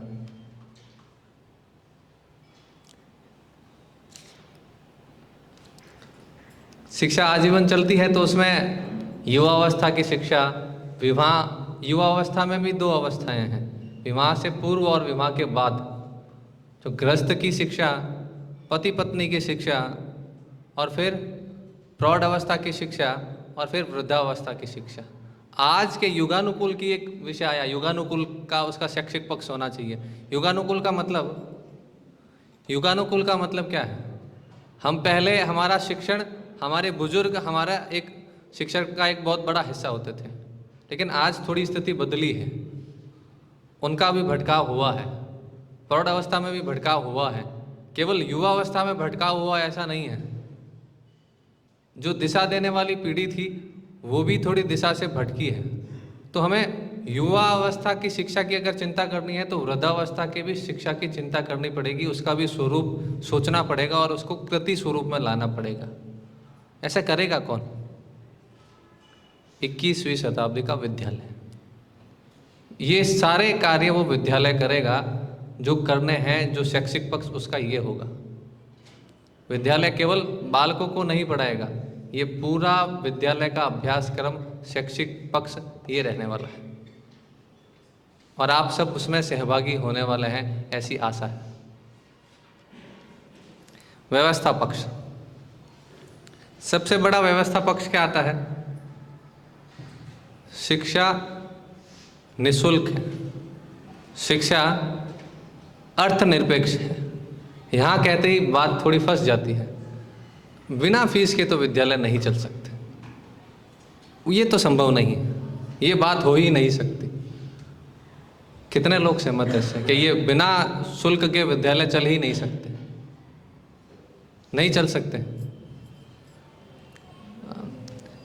एक बाबूजी ने तो कह दिया कि नहीं चल सकते, स्पष्ट नहीं चल सकते, वर्तमान में नहीं चल सकते, नहीं चल सकते। ये चर्चाएं तो हुई और ऐसा मानते भी हैं, लेकिन हम चाहते हैं 21वीं शताब्दी का विद्यालय तो चलना चाहिए। तो चलना चाहिए तो कृति क्या होगी कि फीस नहीं होगी, पहले तो यही होगा, फीस नहीं होगी तो होगा कैसे? उसकी व्यवस्था पक्ष कैसे चलेगा? संवित पाणी, दान, भिक्षा, ये शब्द बहुत हमारे लिए सम्मान्य हैं, हम उसको सम्मान की दृष्टि से देखते हैं, लेकिन कृति में कितने हैं? इस विद्यालय में कोई भी बात केवल सम्मान के लिए, सोचने के लिए, चिंतन के लिए नहीं होगी। 21वीं शताब्दी का विद्यालय जो मोरबी में होगा उसमें केवल चिंतन वाली बात नहीं होगी, कृति में होगी। कैसे होगा? संवित पाणी। जितने भी अभिभावक हैं, क्योंकि संवित पाणी का अर्थ ये है कि जब भी गुरुकुल में पहले विद्यार्थी आता था तो वो अपने साथ कुछ ना कुछ लेकर आता था, खाली हाथ नहीं आता था। आज भी हम कुछ ना कुछ उसका वैसा स्वरूप अपने परिवार में, अपने समाज में रखते हैं। जब भी कहीं किसी के घर जाते हैं तो खाली हाथ नहीं जाते हैं, कभी भी कुछ ना कुछ लेकर जाते हैं। तो विद्यालय में जब भी विद्यार्थी आएगा तो कुछ ना कुछ लेकर आएगा। अब कुछ ना कुछ लेकर आएगा तो अभी तो वो कुछ व्यवसाय नहीं करता, तो अपने अभिभावक की जितनी श्रद्धा है, जितनी स्थिति है, जितनी व्यवस्था है, उसके अनुरूप लेकर आएगा। उसके अनुरूप जिसकी व्यवस्था मिट्टी की है वो मिट्टी लेकर आएगा, जिसकी चांदी की वो चांदी लेकर आएगा, जिसकी स्वर्ण की वो स्वर्ण लेकर आएगा। तो जैसी जिसकी स्थिति, जैसी जिसकी श्रद्धा, वैसा संवित पाणी हो सकता है या नहीं हो सकता? हो सकता है। ऐसा विश्वास जगाना पड़ेगा समाज में, ऐसा उसे एहसास दिलाना पड़ेगा कि हाँ ये व्यवस्था हो सकती है, एक व्यवस्था है ये। क्योंकि इसमें समस्या क्या आती है, जो इसका अनुभव किया है, इसमें ये जब चिंतन करते हैं तो सबसे पहला यही आता है, आचार्यों का निर्वहन कैसे होगा? क्योंकि ऐसे बहुत सारे विद्यालय, ये भी विद्यालय हैं, विद्या भारती के बहुत सारे विद्यालय हैं जिसको समाज ट्रस्ट के माध्यम से चलाता है। ट्रस्ट अपने तरफ से बहुत सहयोग करता है, लेकिन ये चिंता रहती है कि बाकी सारी व्यवस्था तो हो जाएगी, लेकिन आचार्यों का निर्वहन कैसे होगा, ये एक प्रश्न रहता है। और ये व्यवहारिक प्रश्न है और वास्तविक प्रश्न है। इसका उत्तर हम आचार्य के पक्ष में खोजेंगे, लेकिन ये एक व्यवस्था पक्ष का प्रश्न जरूर है। आज के समय में व्यवस्था में ये प्रश्न जरूर रहता है। फिर विद्यालय का भवन, तो विद्यालय का भवन केवल विद्यालय का नहीं, घर का भी भवन वैसा ही होगा क्या? हम वैसा ही सोचते हैं क्या? क्या वैसा ही कर सकते हैं क्या? जैसा आपने देखा भी, इस विद्यालय का भवन वास्तुशास्त्र के अनुरूप बना है। इसके आसपास चारों तरफ ऐसे वृक्ष हैं जो औषधीय वृक्ष हैं। तो ऐसी जब कल्पना कर सकते हैं, इतनी जब व्यवस्था कर सकते हैं, तो जो चक्रीय व्यवस्था को जोड़ने वाला है, जो चक्रीय व्यवस्था में बाधा नहीं बने, ऐसा विद्यालय का भवन, ऐसे हमारे घर का भवन हो सकता है या नहीं हो सकता? हो सकता है। हमारी तकनीक बहुत उन्नत रही है। आज भी ऐसे बहुत सारे भवन, बहुत सारी व्यवस्थाएं हैं जो पूरी चक्रीय व्यवस्था को ना तोड़ती हो, प्राकृतिक हो, पूर्ण रूप से प्राकृतिक हो। और आजकल तो ऐसा फैशन जैसा हो गया है, प्राकृतिक व्यवस्था में रहने वाले घर, बड़े बड़े जो जितने भी फार्म हाउस हैं, बड़ी बड़ी जो व्यवस्थाएं हैं, वो कहाँ चलती हैं? ऐसे प्राकृतिक घरों में, प्राकृतिक घर में रहते हैं। चाहते हैं कि प्राकृतिक तरीके से घर बने, मिट्टी से, लकड़ी से, सारा वैसा ही हो, बनता है और बहुत अच्छे से बन सकता है।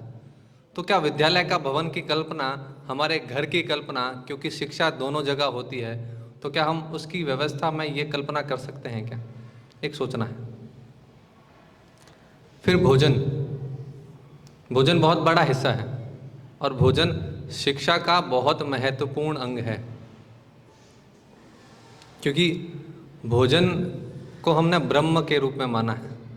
भोजन चिंतन का एक बहुत बड़ा कारण है। हमारा जो मानस बनता है उसमें भोजन का बहुत बड़ा विषय है, बहुत बड़ा। तो हमने भोजन को कितनी प्राथमिकता में रखा है, विद्यालय में और घर में भी? क्या हमने भोजन को केवल पेट भरने तक ही सीमित रखा है क्या? और उससे नीचे पायदान पर आए हैं अभी तो हमने केवल उसको स्वाद तक सीमित रखा है।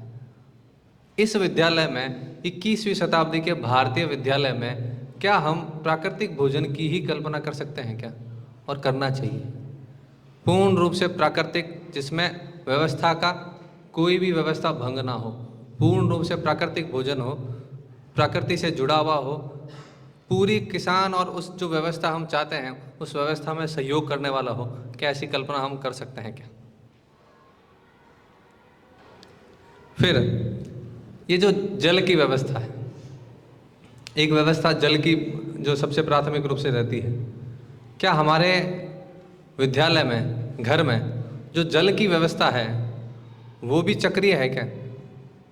वो हम प्राकृतिकगत है क्या, या हम बाहर से ही उसका उपयोग करते हैं? हम वर्षा जल संरक्षण की बात तो करते हैं, क्या हमारे विद्यालय में, घर में उसकी पालना होती है क्या? क्या हम ऐसे जल व्यवस्था कर सकते हैं क्या, जो भी जल का उपयोग हम भवन में, घर में, विद्यालय भवन में कर रहे हैं, उसका एक बूंद भी जाया ना जाए, पेड़ों में कहीं भी, इस तरीके से उसका उपयोग कर सकते हैं क्या? तो ये भी एक बहुत बड़ा विषय है, छोटा विषय नहीं है, जिसकी हम कल्पना जब 21वीं शताब्दी का विद्यालय, भारतीय प्रतिमान का विद्यालय जब सोचते हैं तो ये बहुत बड़ा विषय है। ये क्योंकि कहने को लिए तो है, लेकिन जब हम कृति स्वरूप में नहीं लाएंगे तो उसके जीवन में नहीं आएगा। हम जिस बालक के लिए शिक्षा की कल्पना कर रहे हैं उसके जीवन में जब तक दिखेगा नहीं उसको, तब तक वो करेगा नहीं। हम चाहते हैं कि वो सारी चीज़ें, हम जो भाषण करते हैं, जो सारी बातें उसको बताते हैं, अच्छी अच्छी बातें, हमारे जीवन में अगर नहीं है, व्यवहार में नहीं है, तो उसके जीवन में बिल्कुल भी नहीं आएगी। हम कितना भी अच्छी बातें उसको सुना दें, बता दें, दिखा दें, लेकिन जब तक वो कृति स्वरूप में उसको नहीं दिखेगी, आप उसको करते हुए नहीं दिखेंगे, उसके आचार्य जो उससे जुड़े हुए हैं वो उसको करते हुए नहीं दिखेंगे, तब तक ये उसके जीवन में नहीं आने वाला। अब धर्म अनुसार का मतलब हमने समझा कि वो जो प्रकृति की जो पोषण करने वाली व्यवस्था है, उसको हम तोड़े नहीं। तीसरा, जो आचार्य की भूमिका क्या है। आचार्य वास्तव में, मैं आचार्य वाले गट में जब गया तो बाद में कुछ जो विद्या भारती के इस विद्यालय के जो आचार्य हैं उनसे चर्चा हो रही थी। आज अगर हम कहते हैं कि विद्यालय हमें प्रारंभ करना है, उसको प्रारंभ करेगा कौन? इस विद्यालय को प्रारंभ कौन करेगा? सबसे पहला प्राथमिक कदम कौन उठाएगा विद्यालय को प्रारंभ करने का? आचार्य। आचार्य ताई ने कहा है ना, प्रश्न, इस शिक्षा के प्रश्न को ओन कौन करेगा? कौन शुरू करेगा? चाहते सब हैं, शुरू कौन करेगा? आचार्य। सबसे पहला कदम मुझे लगना चाहिए कि हाँ, मुझे इस शिक्षा के प्रश्न का हल करना है। मैं ऐसा विद्यालय जिसकी कल्पना कर रहा हूँ, जिसको पढ़ रहा हूँ, जिसको समझ रहा हूँ, जिसकी आवश्यकता महसूस कर रहा हूँ, मैं उसे प्रारंभ करूँगा। ये आचार्य को लगना चाहिए। आचार्य का सबसे पहला गुण यही है। फिर वो क्या करेगा आचार्य? आचार्य वो सारे काम करेगा जो इस पूरी विद्यालय की शैक्षिक व्यवस्था के लिए जरूरी है। कुछ बना बनाया नहीं लाना है, नहीं तो फिर वो भारतीय व्यवस्था नहीं है। आया और कॉपी पेस्ट कर दिया, यही पाठ्यक्रम पूरा करवाना है, नहीं। पाठ्यक्रम का निर्माण करेगा पूर्ण रूप से, यही आचार्य करेगा। और कैसे करेगा? उसकी वृत्ति के आधार पर करेगा। बालक की वृत्ति कैसी है, बालक की अवस्था कैसी है। क्योंकि अभी का जो शिक्षा क्रम हम देखते हैं, समग्र शिक्षा पाठ्यक्रम में जो जुड़े हुए हैं, जो उससे देख रहे हैं, वो तो समझते हैं कि अभी की शिक्षा व्यवस्था का मतलब क्या है? जड़ व्यवस्था है, जीवंत नहीं है। सबको एक ही जैसा पढ़ना है, जो पाठ्यक्रम दिया है उसको पूरा करना है, बस। जीवंतता कितनी है उसकी अवस्था में, वो पाठ्यक्रम उसके लिए है या नहीं है? शिक्षा का मतलब पाठ्यक्रम पूरा करना ही है क्या? तो ये सारी व्यवस्थाएं तय कौन करेगा? ये आचार्य तय करेगा। ये आचार्य की भूमिका में है, ये आचार्य की आवश्यकता है, जरूरत है। और शिक्षा की व्यवस्था केवल और केवल विद्यालय जीवन में नहीं करेगा आचार्य। आचार्य उसके जीवन से जीवन पर्यंत तक उसका शिक्षण कैसा हो, उसका व्यवसाय कैसा हो, उसकी पूरी व्यवस्था का क्रम कैसा हो, ये पूरा आचार्य तय करेगा, आचार्य चिंतन करेगा। क्योंकि पूरे जीवन की व्यवस्था कैसे उसको जीनी है, ये सारा आचार्य तय करेगा। आचार्य ये सारी भूमिका अपनी अदा करेगा। अब समाज की व्यवस्था की बात करें। एक प्रश्न रह गया ना, जिसमें आचार्य के अर्थ की व्यवस्था की हम बात कर रहे थे। आचार्य की अर्थ की व्यवस्था क्या होगी? कैसे चलेगा विद्यालय? समाज तो देगा, लेकिन उसके मानधन की व्यवस्था क्या होगी? मानधन की व्यवस्था, आचार्य, सबसे जो बड़ा आचार्य का गुण था भिक्षावृत्ति। कल्पना में तो बहुत मुश्किल से आएगा, लेकिन जो समग्र शिक्षा के पाठ्यक्रम में रहे हैं, जुड़े हैं, जिन्होंने ऐसे वर्ग किए हैं, उन्होंने भिक्षावृत्ति में भी पूरा वर्ग किया है। भिक्षा मांग कर पूरे वर्ग की व्यवस्था उन्होंने की है। भिक्षा बहुत बड़ा शब्द है, बहुत सम्मान वाला शब्द है। भिक्षा को हमने बहुत नीचे स्तर पर मान लिया है। आचार्य भिक्षावृत्ति होना ही चाहिए। ये थोड़ा मानने में नहीं आता, लेकिन हमें अगर शिक्षा को व्यवसाय से दूर ले जाना है, शिक्षा की जो व्यवस्था भंग हो चुकी है, जिसको नीचे पायदान पर चली गई है, जिसको शिक्षा को एक बड़ा व्यवसाय मान लिया है, अगर वास्तव में शिक्षा को उस पायदान पर लेके जाना है, तो शिक्षा के लिए भिक्षा ये हमें स्थापित करना पड़ेगा, और वो आचार्य ही करेगा। सबसे बड़ा गुण आचार्य का यही है कि वो भिक्षावृत्ति होना चाहिए। ये पूरी व्यवस्था संभालेगा कौन? आचार्य, विद्यार्थी और अभिभावक। ये तीनों इस पूरे 21वीं शताब्दी के विद्यालय की मूल कड़ी होंगे। इन्हीं के कंधों पर सारा भार होगा। तो ये आचार्य का सबसे बड़ा दायित्व है कि इस कड़ी को जोड़े, विद्यार्थी को भी और अभिभावक को भी।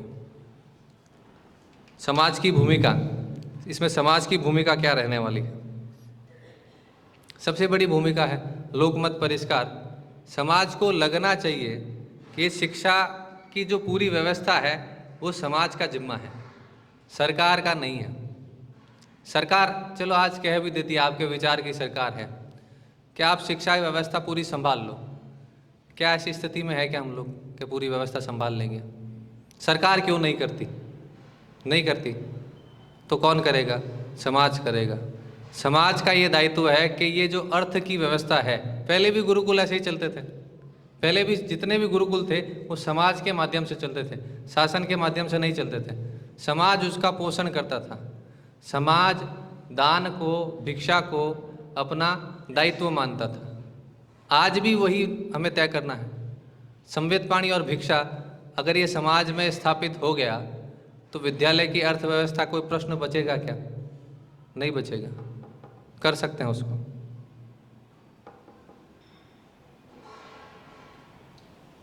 एक अंतिम एक आग्रह, ये जो विद्यालय है ये पूरे समग्र शिक्षा पाठ्यक्रम को अच्छे से चला रहा है, बहुत अच्छा परिणाम है। और यहाँ के आचार्यों का उत्साह, यहाँ के अभिभावक का, यहाँ के जो दूसरे समाज के लोग जुड़े हुए हैं उनका उत्साह इस सारी व्यवस्था को लेकर वो देखते ही बनता है। क्या एक प्रयोग किया जा सकता है क्या? 21वीं शताब्दी का विद्यालय 21वीं शताब्दी का भारत मंदिर से प्रारंभ हो सकता है क्या? क्या हम प्रयोग कर सकते हैं क्या? क्योंकि नए तरीके से नए लोगों के पास समाज में जाना और उनको शिक्षण करना थोड़ा मुश्किल हो सकता है, लेकिन ये जो वर्ग बैठा है इस व्यवस्था को, इस भाव को समझता है। तो ये प्रश्न आपके सामने मुझे लगा कि छोड़ना चाहिए, कहना चाहिए, आपके चरणों में रखना चाहिए। तो मैंने साहस करके आपके सामने ये प्रश्न रखा है, क्या हम यहाँ ऐसा प्रारंभ कर सकते हैं क्या, एक कक्षा से भी? और क्या हम ये साहस कर सकते हैं, यहाँ का एक आचार्य ये तय करे कि मैं एक कक्षा का वहन मैं करूँगा, आप मुझे अनुमति दें? क्या ये विद्यालय वैसा प्रयोग भी कर सकता है क्या? आपके सामने ये प्रश्न है जी। अरे वाह! ये विद्यालय इस अगले वर्ष से 21वीं शताब्दी का विद्यालय जिसकी हम लोग चर्चा कर रहे हैं वैसा प्रयोग अगले वर्ष से शुरू करेगा। जोर से सुनाई देना चाहिए, गूंजना चाहिए, ओ। पूरा विद्यालय, पूरा सरस्वती शिशु मंदिर का परिवार, इससे जुड़े हुए जितने भी विद्वत जन यहाँ पर पधारे, इस विषय को बहुत गंभीरता से सुना, सहभागिता निभाई। आपका कोटि कोटि आभार। जय हिंद, जय भारत। इस गोष्ठी का व्रत निवेदन जो सत्र था वो यहीं संपन्न होता है। इसके पश्चात जो अगला जो समापन सत्र है वह 4:15 पर शुरू होगा और हम सभी इसी स्थान पर यहीं उपस्थित होंगे। तो सर्वप्रथम जो मंचासीन सदस्य हैं उनसे आग्रह रहेगा कि वो मंच छोड़ सकते हैं और बाकी यहीं मंच के सामने विराजमान रहेंगे तब तक। विपुल भाई रावल, आप कर्णावती से हैं। 2006 से पुनरुत्थान विद्यापीठ से जुड़े अपने गत अप्रैल में लोकार्पण हुई 151 ग्रंथों के प्रकल्प 1051 ग्रंथों के प्रकल्प ज्ञान सागर महाप्रकल्प के कार्यवाह रहे।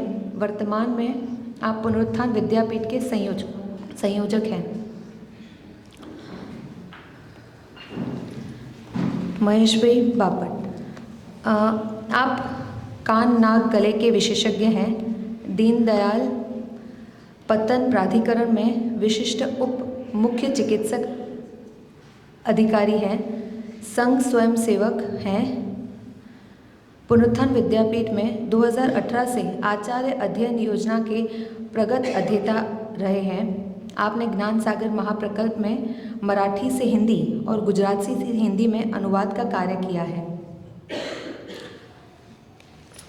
डॉक्टर भानुभाई किकाणी, आप आयुर्वेद के स्नातक हैं। आप अमरेली के निवासी हैं। संघ की दृष्टि से आप मुख्य शिक्षक से जिला कार्यवाही तक का दायित्व वहन कर चुके हैं। आपने 2 साल विश्व हिंदू परिषद में पूर्णकालीन कार्यकर्ता के रूप में सेवा की है और भारतीय जनता पार्टी में 7 साल तक पूर्णकालीन कार्यकर्ता रहे हैं। आपने इस्लाम ने जानिए गुजराती पुस्तक का लेखन किया है। अतिथि विशेष जयवंत सिंह राम सिंह वाड़ा, आप मूल निवासी महुआ, जिला भावनगर से हैं। वर्तमान में मोरबी मामलतदार श्री की सेवा में कार्यरत हैं। आप स्वयं जैविक खेती करते हैं और गौशाला का संचालन करते हैं। आप धार्मिक परिवेश से हैं और स्वाध्याय एवं गायत्री परिवार से जुड़े हैं।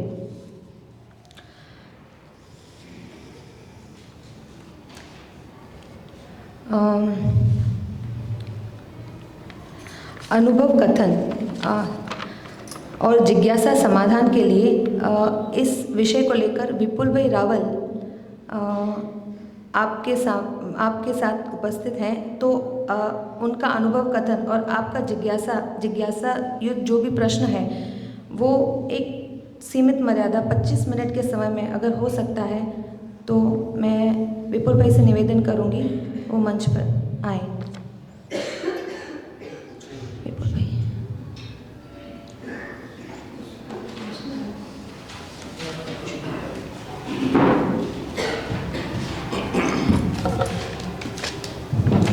एक माइक यथासंभव विपुल भाई को दे दीजिए।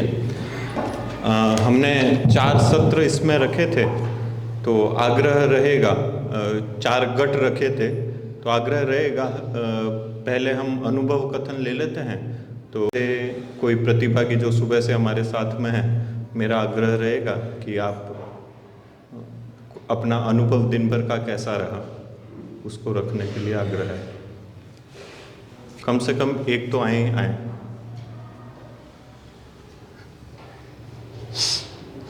जी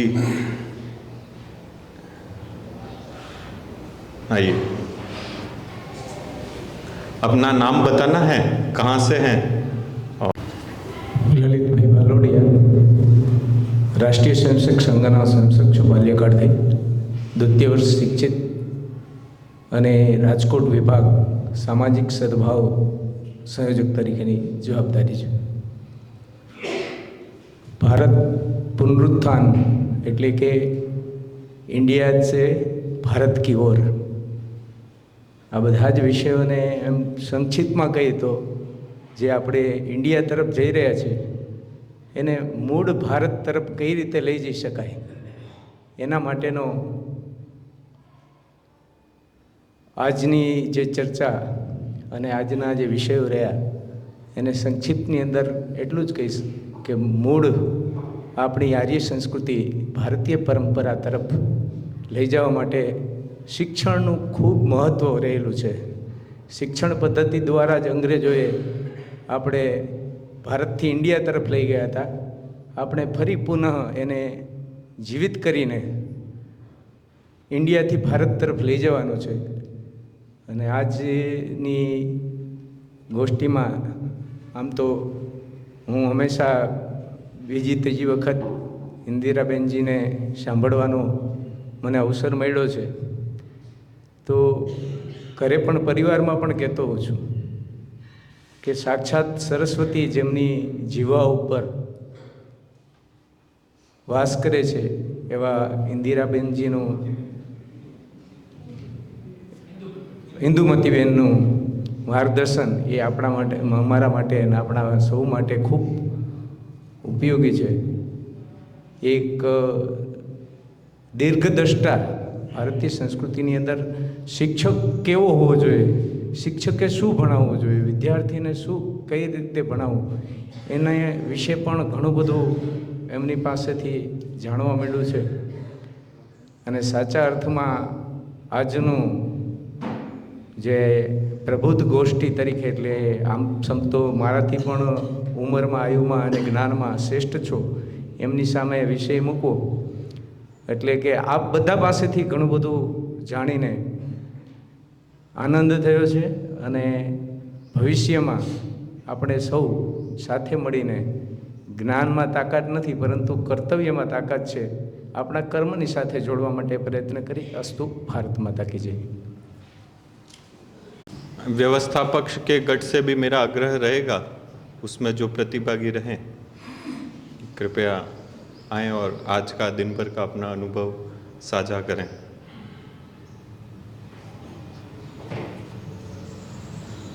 સુરેન્દ્રનગર દ્વિતીય વર્ષ શિક્ષિત, લગભગ 40 વર્ષથી આ સંસ્થા સાથે જોડાયેલા છે. વિદ્યાભારતી પહેલાં સંસ્કાર ગુર્જરી.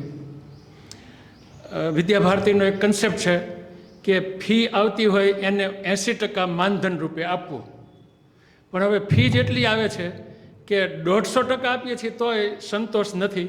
અને એમાં પછી આપણા નવો કન્સેપ્ટ આવ્યો કે વિદ્યાલય ફ્રીમાં ચલાવવું, નિઃશુલ્ક શિક્ષા.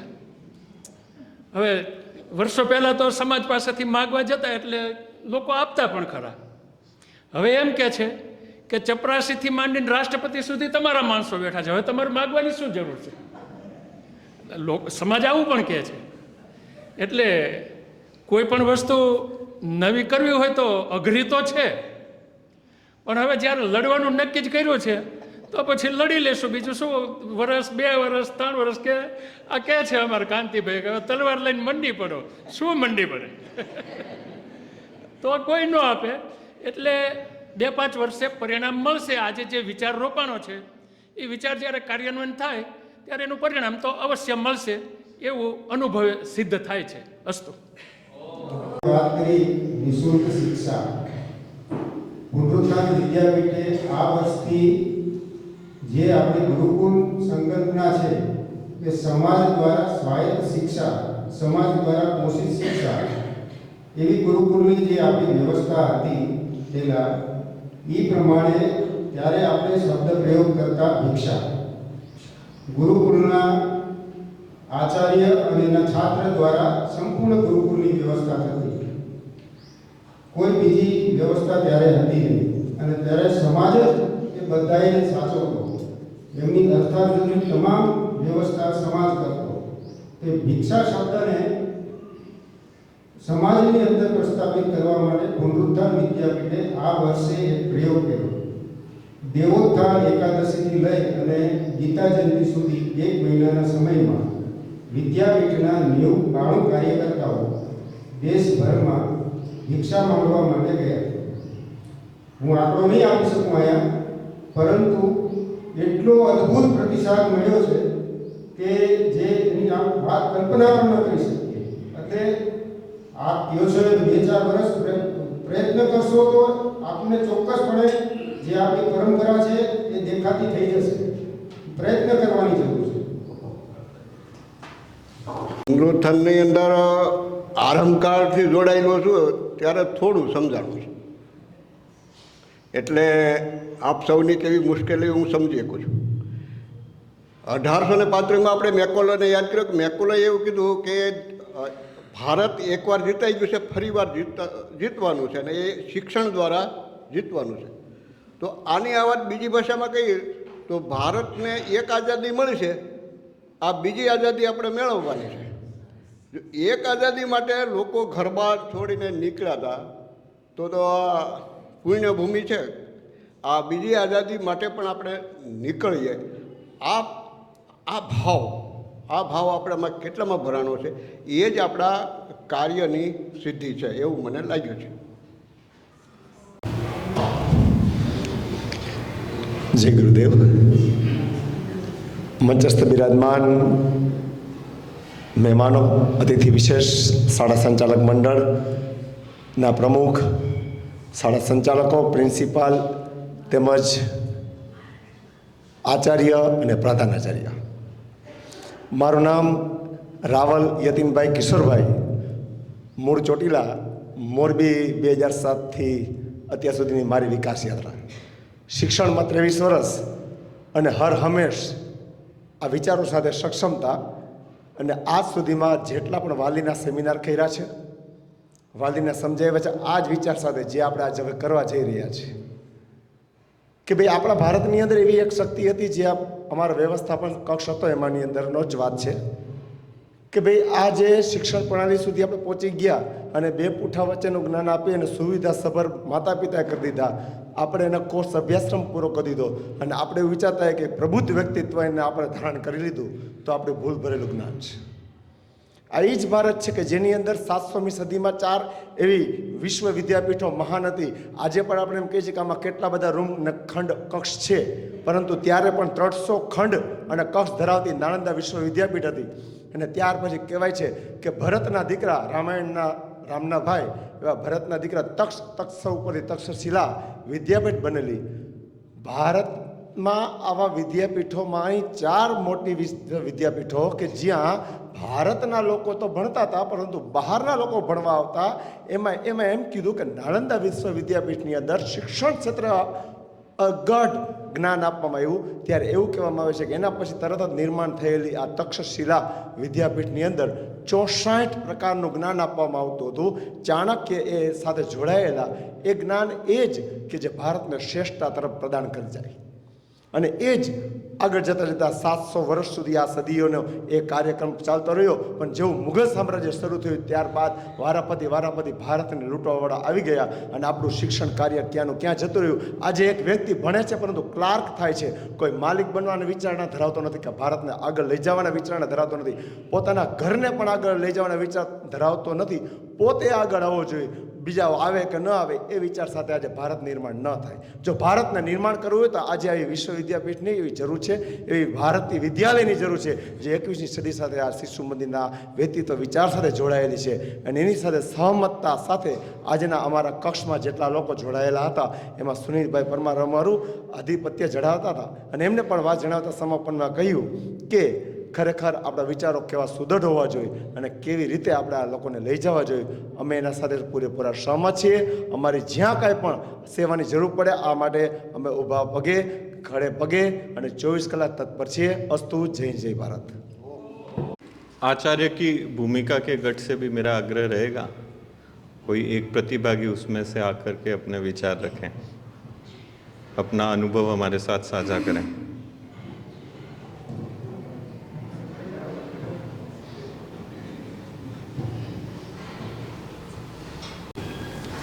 આજે ભાવિ ભારત વિશે અને શિક્ષણ વિશે ઘણી બધી ચર્ચાઓ થઈ. બધાના અંતકરણની અંદર એવું છે કે ખરેખર 21મી સદીનું શિક્ષણ કે વિદ્યાલય કેવી હોવી જોઈએ. આમ જોઈએ મારા અનુભવ પ્રમાણે આખા સૌરાષ્ટ્રમાં પ્રાઇમરી સ્કૂલોમાં હમણાં ફરવાનું થયું. અહીંયા આપણને કહેવામાં આવ્યું કે શિક્ષણ નિઃશુલ્ક હોવું જોઈએ. સરકારશ્રીએ પ્રાઇમરીનું શિક્ષણ નિઃશુલ્ક બનાવ્યું છે. ભોજન નિઃશુલ્ક છે, આરોગ્ય નિઃશુલ્ક છે. મેં તો સૌરાષ્ટ્રની તમામ પ્રાઇમરીમાં ફેર્યો તો ફેરફાર ક્યાં છે? ફેરફાર જોઈએ તો એટલો જ છે કે મનુષ્યમાં દેવત્વનું આરોપણ આજના આચાર્ય કરી શકતા નથી. તો આવા આચાર્યોનું નિર્માણ જો થાય તો સમયને બદલાતા વાર નહીં લાગે. બધું સ્ટ્રક્ચર ગોઠવાયેલું જ પડ્યું છે. બધા ચિંતિત છે, ગવર્મેન્ટ ચિંતિત છે, આવા આપણા સજ્જનો છે આ બધા એ ચિંતિત છે. તો કંઈક ક્યાં ભૂલ થઈ રહી છે કે બાળકોની અંદર જે કરુણા ભાવના ભારત વિશે કે જે તે કાંઈ ભાવ સંવેદના આ લુપ્ત થઈ ગઈ. બસ એ આરોપિત જો કરી શકીએ તો સ્ટ્રક્ચર બધું ગોઠવાયેલું. જય ભારત. ગોપાણી, રાષ્ટ્રીય શિક્ષક મહાસંઘ. જે આચાર્યની ભૂમિકા એ ગટ 3માં હતા અમે. આજે સમગ્ર દિવસ દરમિયાનનો અનુભવ કેવો રહ્યો એ એક અનુભવ કથનની વાત છે. એમ તો જે 21મી સદીમાં વિદ્યાલયનું સ્વરૂપ કેવું હોવું જોઈએ એની સંકલ્પના એના વિશેની જે ચર્ચાઓ થઈ, એમ ભલે અનૌપચારિક રીતે ઊભા હોય ત્યારે એવું વાતચીત કરતાં ત્યારે એવું લાગતું હતું કે આ શક્ય નથી. એમ હજી તો માન પાટે ચીડાઈ, ત્યાં તો ક્યાં કે સ્વાયત્ત તરફ લઈ જવાની વાત છે એમ નિઃશુલ્ક શિક્ષણની, એટલે અશક્ય લાગે એમ કે આ તો શક્ય છે જ નહીં. પરંતુ વાસ્તવિક રીતે અનુભવ આવ્યા પછી એવું લાગે છે કે શક્ય છે. સાથે જ એક સાથી મિત્ર આમાં જ છે, આપણા સહભાગી થયેલા છે. એ શિશુ મંદિરમાં જ આચાર્ય તરીકે હતા અને અત્યારે સ્વાયત્ત શિક્ષણ ચલાવે છે એમ. અને એમની જ વાત કરી અત્યારે ચા પાણીનો સમય હતો એ દરમિયાન કે અશક્ય નથી એમ. જેવી આપણી સંકલ્પના હોય કે આપણે કોઈ સ્કૂલોમાં નોકરી કરતા હોય અને જે આપણને માનધન મળે, વેતન મળતું હોય, તો એના કરતાં સમાજ અત્યારે ખૂબ સારું આપે છે એમ. એટલે કહેવાનો મતલબ કે જે કદાચ આપણે એવું પૂર્વાગ્રહ સાથે અત્યારે કહેતા હોય, કારણ કે વર્તમાનમાં જે અમે ગટ 3માં બેઠા ત્યારે 2-3 વાતો અગાઉ થઈ, એ પણ થઈ હતી કે શું ખૂટે છે, તો શિક્ષણમાં અધ્યાત્મ અને ભાવ જીવન ઘટે છે, એ વાસ્તવિકતા છે એમ. એ ચર્ચાઓ થઈ હતી. બીજું કે આપણી મૂલ્યાંકનની દ્રષ્ટિ સમાજની બદલાઈ ગઈ છે. આર્થિક, ભૌતિક અને રાજકીય રીતે જ મૂલવતા લોકો થઈ ગયા છે. સમાજમાં પરિવર્તન આવશે એટલે જો એક નાના ગામડામાં પણ આ કામ ચાલી શકતું હોય સ્વાયત્ત શિક્ષણનું, તો સમાજમાં તો ખૂબ સારી રીતે ચાલી શકે. એટલે આજે આપણને જે માર્ગદર્શન મળ્યું છે એની ઉપર હકારાત્મક આગળ વધીશું એટલે ચોક્કસ આ બાબતે સફળતા મળશે. આપણે એવું નથી કહેતા, જેમ સુનિલભાઈએ પણ અનુમોદન આપ્યું હતું કે આવતા વર્ષથી અમે એક વર્ગ છે એ આ રીતે શરૂઆત કરીશું. તો જો કોઈક શરૂઆત કરશે તો સમાજ તો એની સાથે જોડાવા માટે તૈયાર જ છે એમ. કોઈ કામ અશક્ય લાગતું નથી. એટલે આપણે આજે અહીંથી હકારાત્મક વિચાર અને હકારાત્મક ઉર્જા લઈને જઈએ. અસ્તુ. ભારત માતા કી જય. समाज की भूमिका के गट में से एक आग्रह, विजय भाई आप. विजय रावल, मोरबी, निवृत्त बैंक कर्मचारी. સમાજની ભૂમિકા એ ચર્ચાગટમાં બેસવાનું થયું હતું. આજનો આપણો આ દિવસભરનો કાર્યક્રમ આદરણીય શ્રી ઇન્દુમતીબેન કાટદરે એમના માર્ગદર્શનથી શરૂ થયો. એક પછી એક અધિકારીઓનું માર્ગદર્શન મોટાભાગે બધાને હૃદયસ્પર્શી, નવી જાણકારીવાળું, ખૂબ સરસ દિશા દર્શનવાળું રહ્યું છે. કાર્યક્રમની સફળતાનો એક મોટો આધાર જ્યારે સમૂહ હોય ત્યારે માઇક સિસ્ટમ અને ભોજન બે હોય છે. બંને ખૂબ સુંદર હતા. આપણે વિશ્રાંતિ પણ આપવામાં આવી હતી સરસ મજાની વ્યવસ્થા સાથે. બાકીનું બધું જલપાન વગેરે તો હતું જ કંઈ, પેય વગેરે. વિચાર ખૂબ સુંદર છે, કઠિન છે, પરંતુ એકમેવ માર્ગ અનિશ્ચિત છે સમાજને સુધારવા માટે. એટલે ચર્ચામાં સરસ મજાના મુદ્દા આવ્યા છે અમારી જે સમાજની ભૂમિકા હતી એમાં. એટલે જેમ કહ્યું ને, એક વ્યક્તિએ સરસ અમારે વાતચીત કરેલી કે ભાઈ આંબો છે પણ એને ખારું પાણી આપીએ છીએ એટલે કેરી નહીં આપે, મુરઝાઈ જશે. એટલે આંબાને વિકસાવવો હશે, કેરી જોઈતી હશે તો એના માટે શ્રમ કરવો પડશે, યોગ્ય દિશા પકડવી પડશે. અને દિશા માટે શિક્ષણ અને માતૃશક્તિ બે મુખ્ય માધ્યમ ધ્યાનમાં આવે છે. માતૃશક્તિ ઉપર મોટો આધાર, કારણ કે નવસર્જન કરી શકે છે. અને બીજો જેવો આધાર શિક્ષણ જગતનો છે. શિક્ષણ માટેની સરસ મજાની સંકલ્પના, ચિંતા, ચિંતન બધું ખૂબ સરસ થયું છે આજના દિવસે. એના માટે ખૂબ ખૂબ આયોજકોને ખૂબ ખૂબ ધન્યવાદ. અસ્તુ.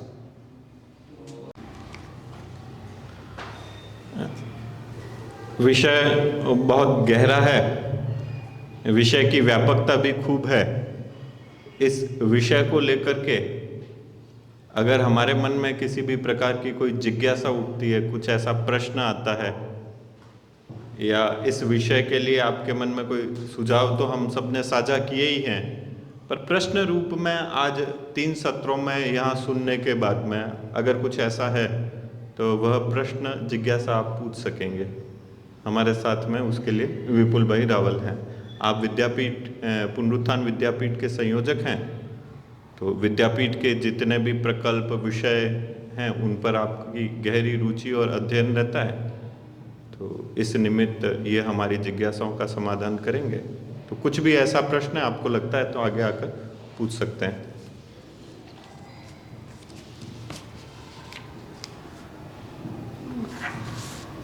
सामान्यतः ऐसा माना जाता है या तो सब समझ में आ गया है या कुछ भी समझ में नहीं आया है.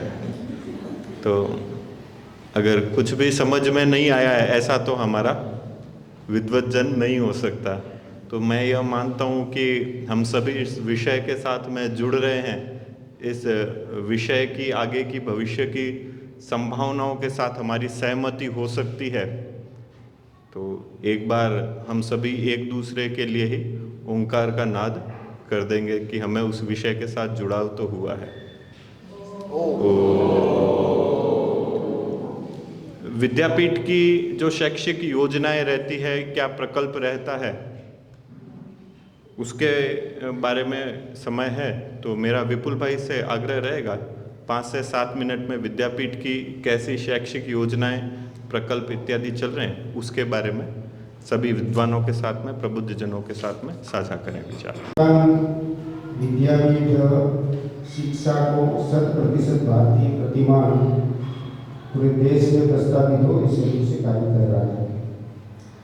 ताई ने 3 बातें बताई सुबह,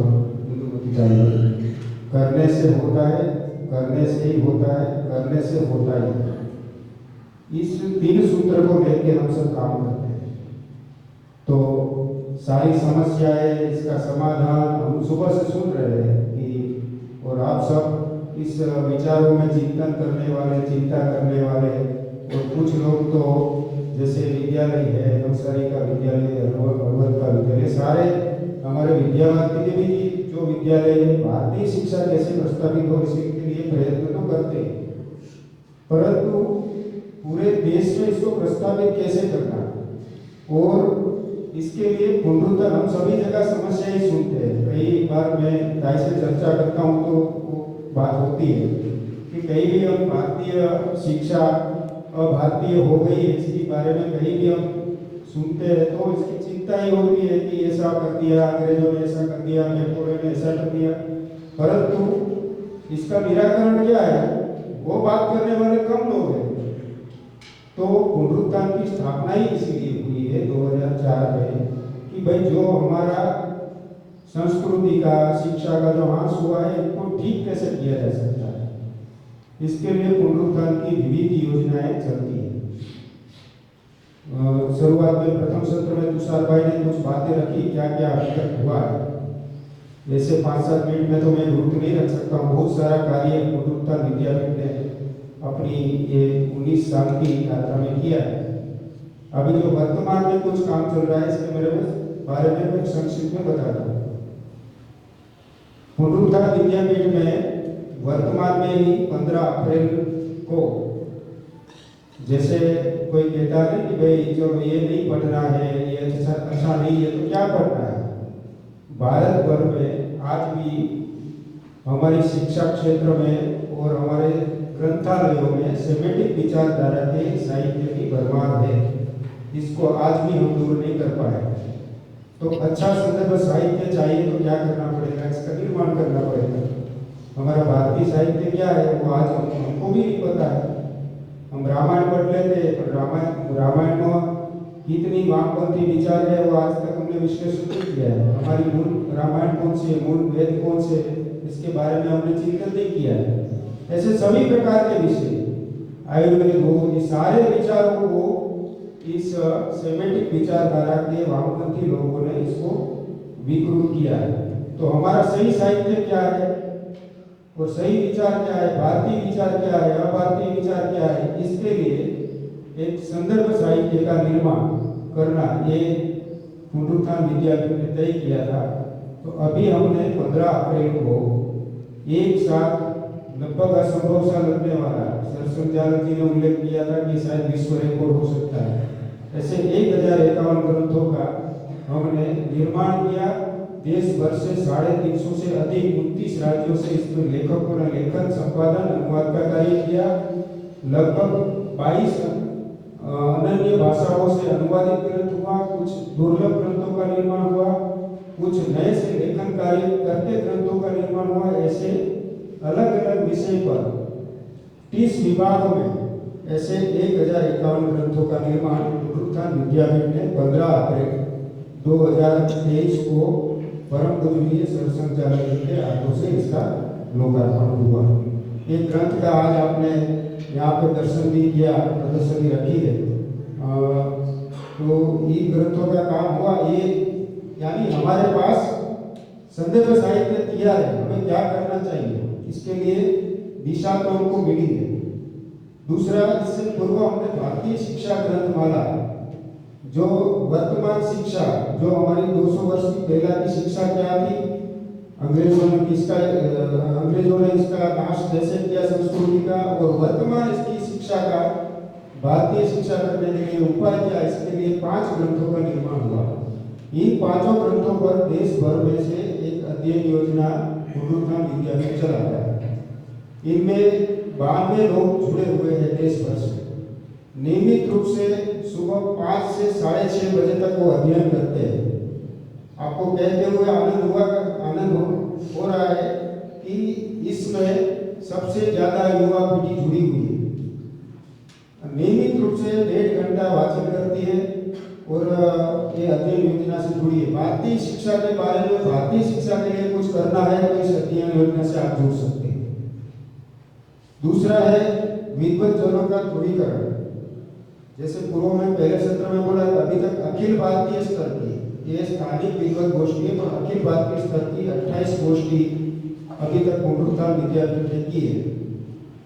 अभी ये विद्वत गोष्ठी, जैसे हमारे पुनरुत्थान विद्यापीठ के 18 केंद्र है देश भर में, क्योंकि पुनरुत्थान विद्यापीठ का केंद्र पूरा भारत है, तो 28 गोष्ठी अखिल भारतीय विद्वत परिषद की गोष्ठी हुई है।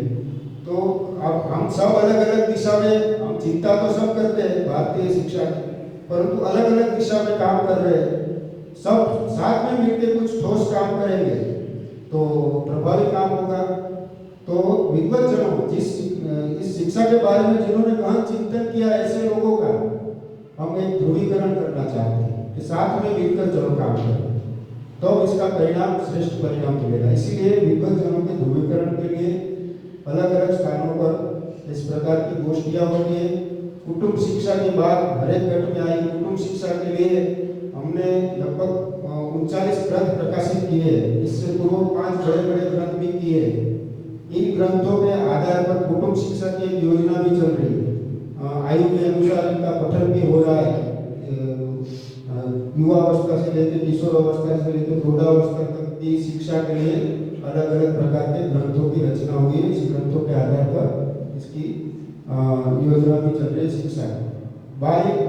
5 वर्ष से लेकर PhD के छात्रों तक एक संदर्भ सारणी, यानी आप सिलेबस कह सकते हो, इसको भारतीय सिलेबस कह सकते हो, ऐसा सिलेबस का, ऐसे पाठ्यक्रम का निर्माण हुआ है, जिनमें 5 वर्ष से 12 वर्ष के बच्चों के लिए 15 वर्ष के बच्चों तक की एक वाचन योजना भी चल रही है। वो भी नियमित रूप से बच्चे वाचन कर रहे हैं इस पुस्तिकाओं को।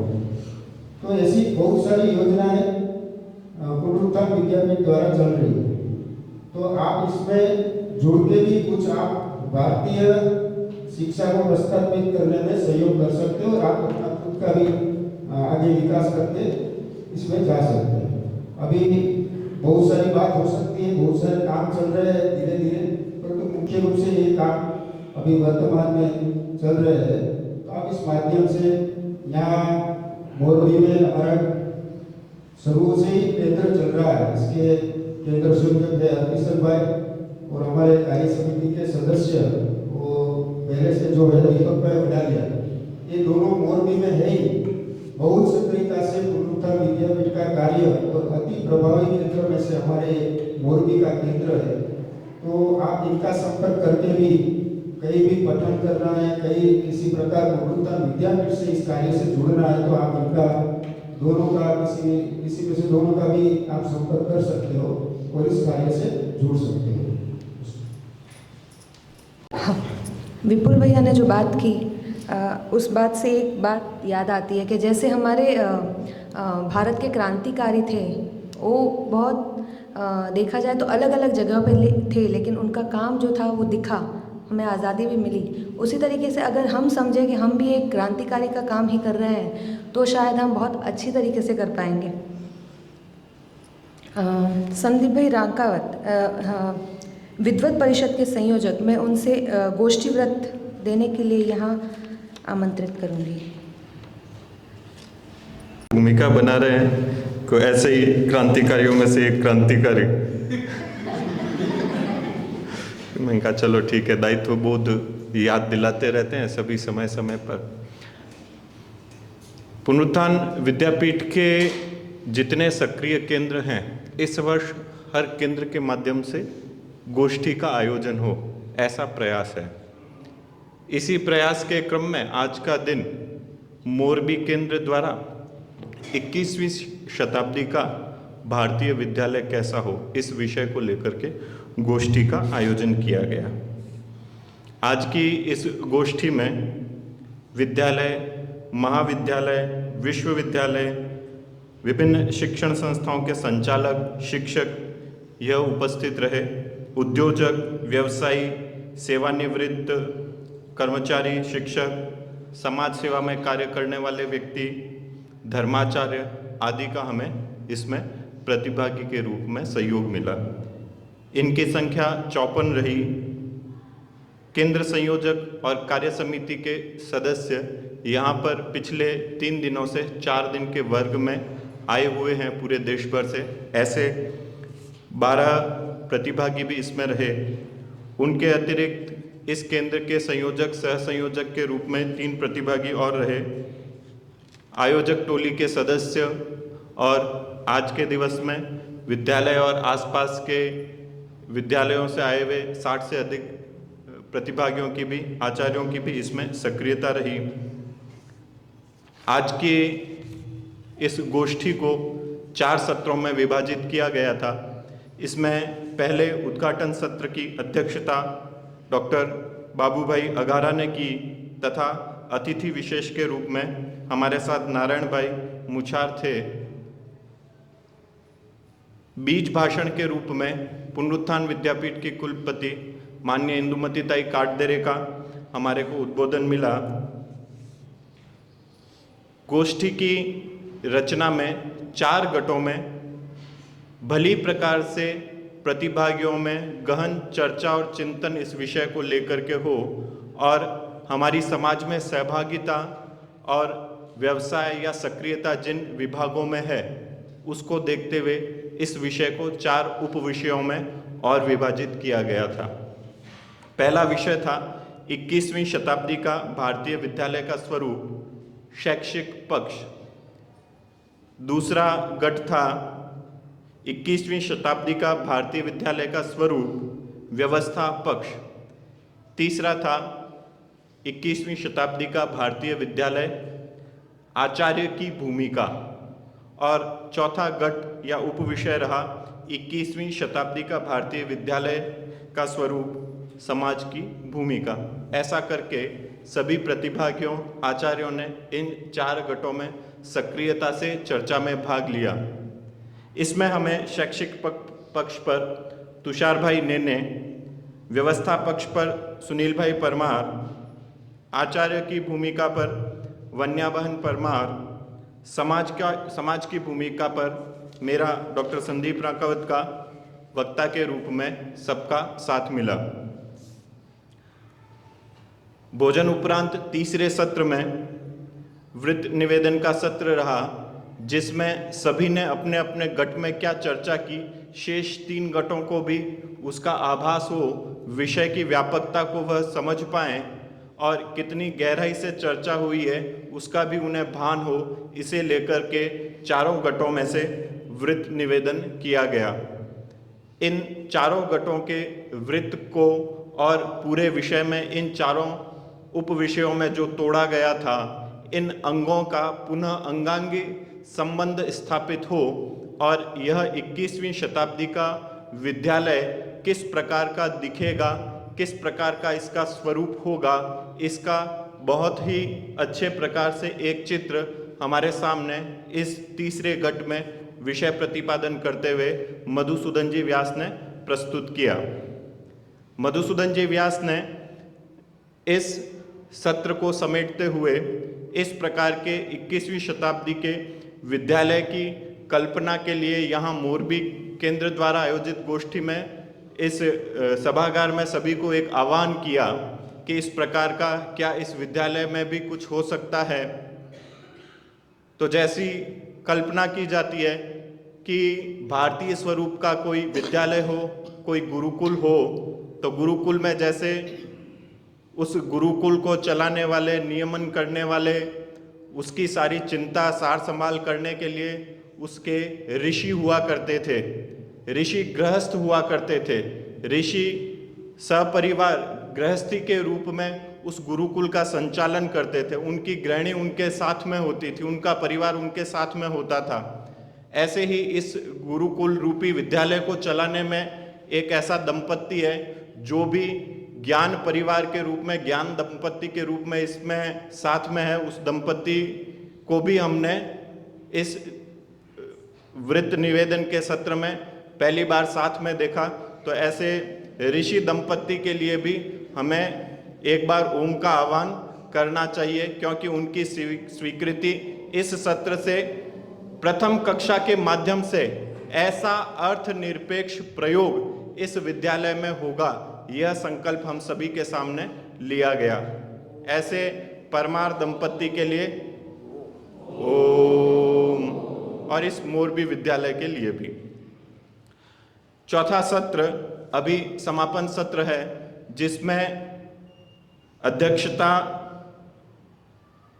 भानुभाई कीकाणी, मुख्य अतिथि के रूप में हमारे बीच में जयवंत सिंह जी वाड़ा उपस्थित हैं।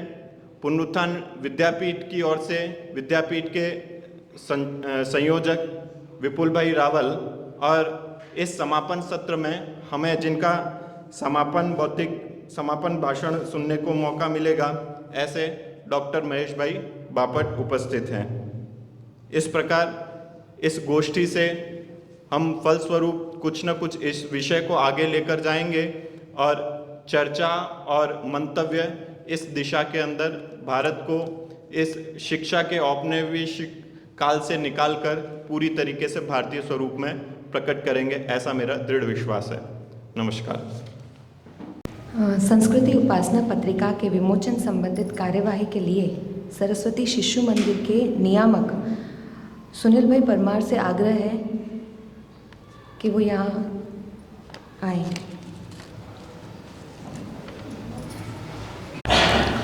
આપણા દેશની એક પ્રકૃતિ છે કે કોઈ પણ સારો વિચાર કરીએ તો એનો પ્રતિસાદ છે એ તરત મળે। જેમ મધુસૂદનજીએ સારો વિચાર કર્યો કે કોઈકે શરૂઆત કરવી જોઈએ તો એમને પ્રતિસાદ મળ્યો કે ભાઈ થશે, કરશું। તો એ વિચારને પાછો અનુમોદન આપવા માટે કેટલાક લોકો તૈયાર થઈ ગયા। એટલે આ વિદ્યાલયના એક ભૂતપૂર્વ વાલી જે આ ગોષ્ઠીમાં પણ સંમિલિત છે, એમણે એવું કીધું કે એમનું બાળક તો અત્યારે વ્યવસાયી છે એમ, પણ આ વિદ્યાલયને ગુરુકુળ બનાવવા માટે મારા તરફથી જે પણ આવશ્યકતા હશે એ ગુરુ દક્ષિણા આપવાની હું ખાતરી આપું છું। અને ઓછામાં ઓછી એક વિદ્યાર્થીની અને વધુમાં વધુ તમે કહેશો એટલી, એ સૌથી પહેલી ગુરુ દક્ષિણા મારી એવું તમે સ્વીકારજો। તો એ એક આનંદની વાત છે।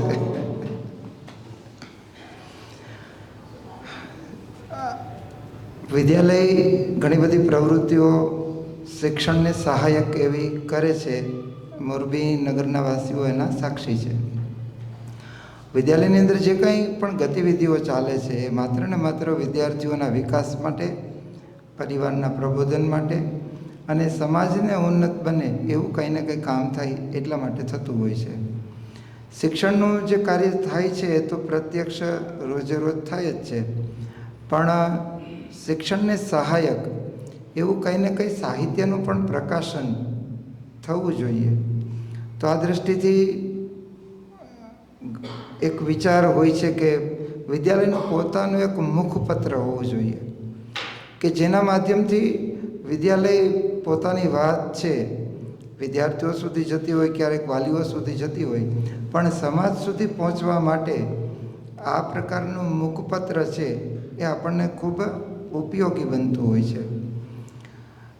મુખપત્રનો બીજો એક ઉદ્દેશ્ય એ છે કે વિદ્યાલયમાં જે વિદ્યાર્થીઓ અભ્યાસ કરે છે, જે આચાર્યો ભણાવે છે, જે કંઈ વાલીઓ આ વિદ્યાલય સાથે જોડાયેલા છે, એમની અંદર પણ ઘણા બધા પ્રકારની સર્જન શક્તિ હોય છે। તો આ બધાની સર્જન શક્તિને વાચા આપવા માટે પણ એવું કંઈક કરવું જોઈએ કે જેમાંથી વિદ્યાલય જેને જોવાથી, વાંચવાથી પણ વિદ્યાલયની થોડીક ઝાંખી વિદ્યાલયના થોડા દર્શન થતા હોય. તો સંસ્કૃતિનું કામ એ જ વિદ્યાલયનું કામ છે. નિત્ય રોજ સંસ્કૃતિની ઉપાસના કરવી ખરેખર તો એ શિક્ષણનું કામ છે. અને શિક્ષણના માધ્યમથી આપણે બધા પણ વધતા ઓછા પ્રમાણમાં આપણી સંસ્કૃતિનું જતન કરવાનો પ્રયાસ છે એ કરીએ છીએ.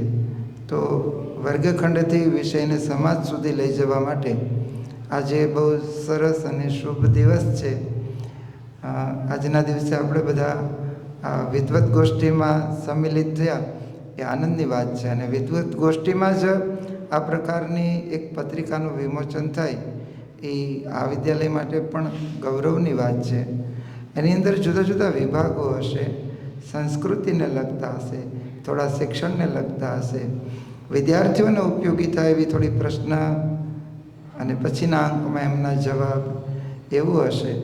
વર્તમાન સમયમાં દેશની અંદર જે કંઈ સારી ઘટનાઓ ઘટી રહી છે, જેમ કે અત્યારે 22 જાન્યુઆરીએ અયોધ્યાની અંદર ભગવાન શ્રી રામની મૂર્તિની પ્રાણ પ્રતિષ્ઠા થવાની છે. તો આ એક આખા દેશનો બહુ મોટો કાર્યક્રમ છે.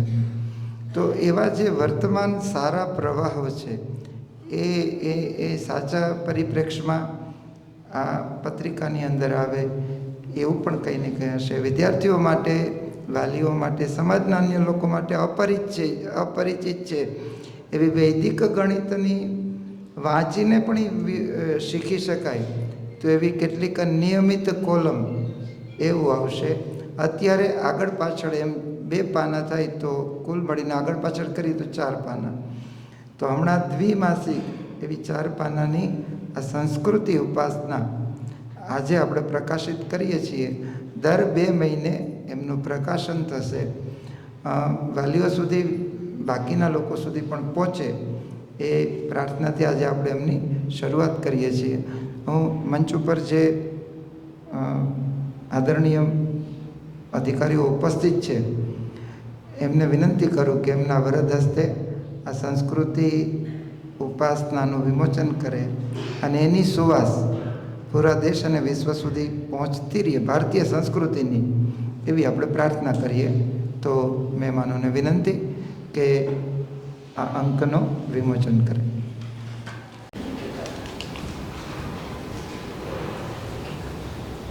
વિમોચન થાય ત્યાં સુધીમાં 2-3 ઓમકાર બોલવા હોય તો બોલી શકાય બધા સાથે.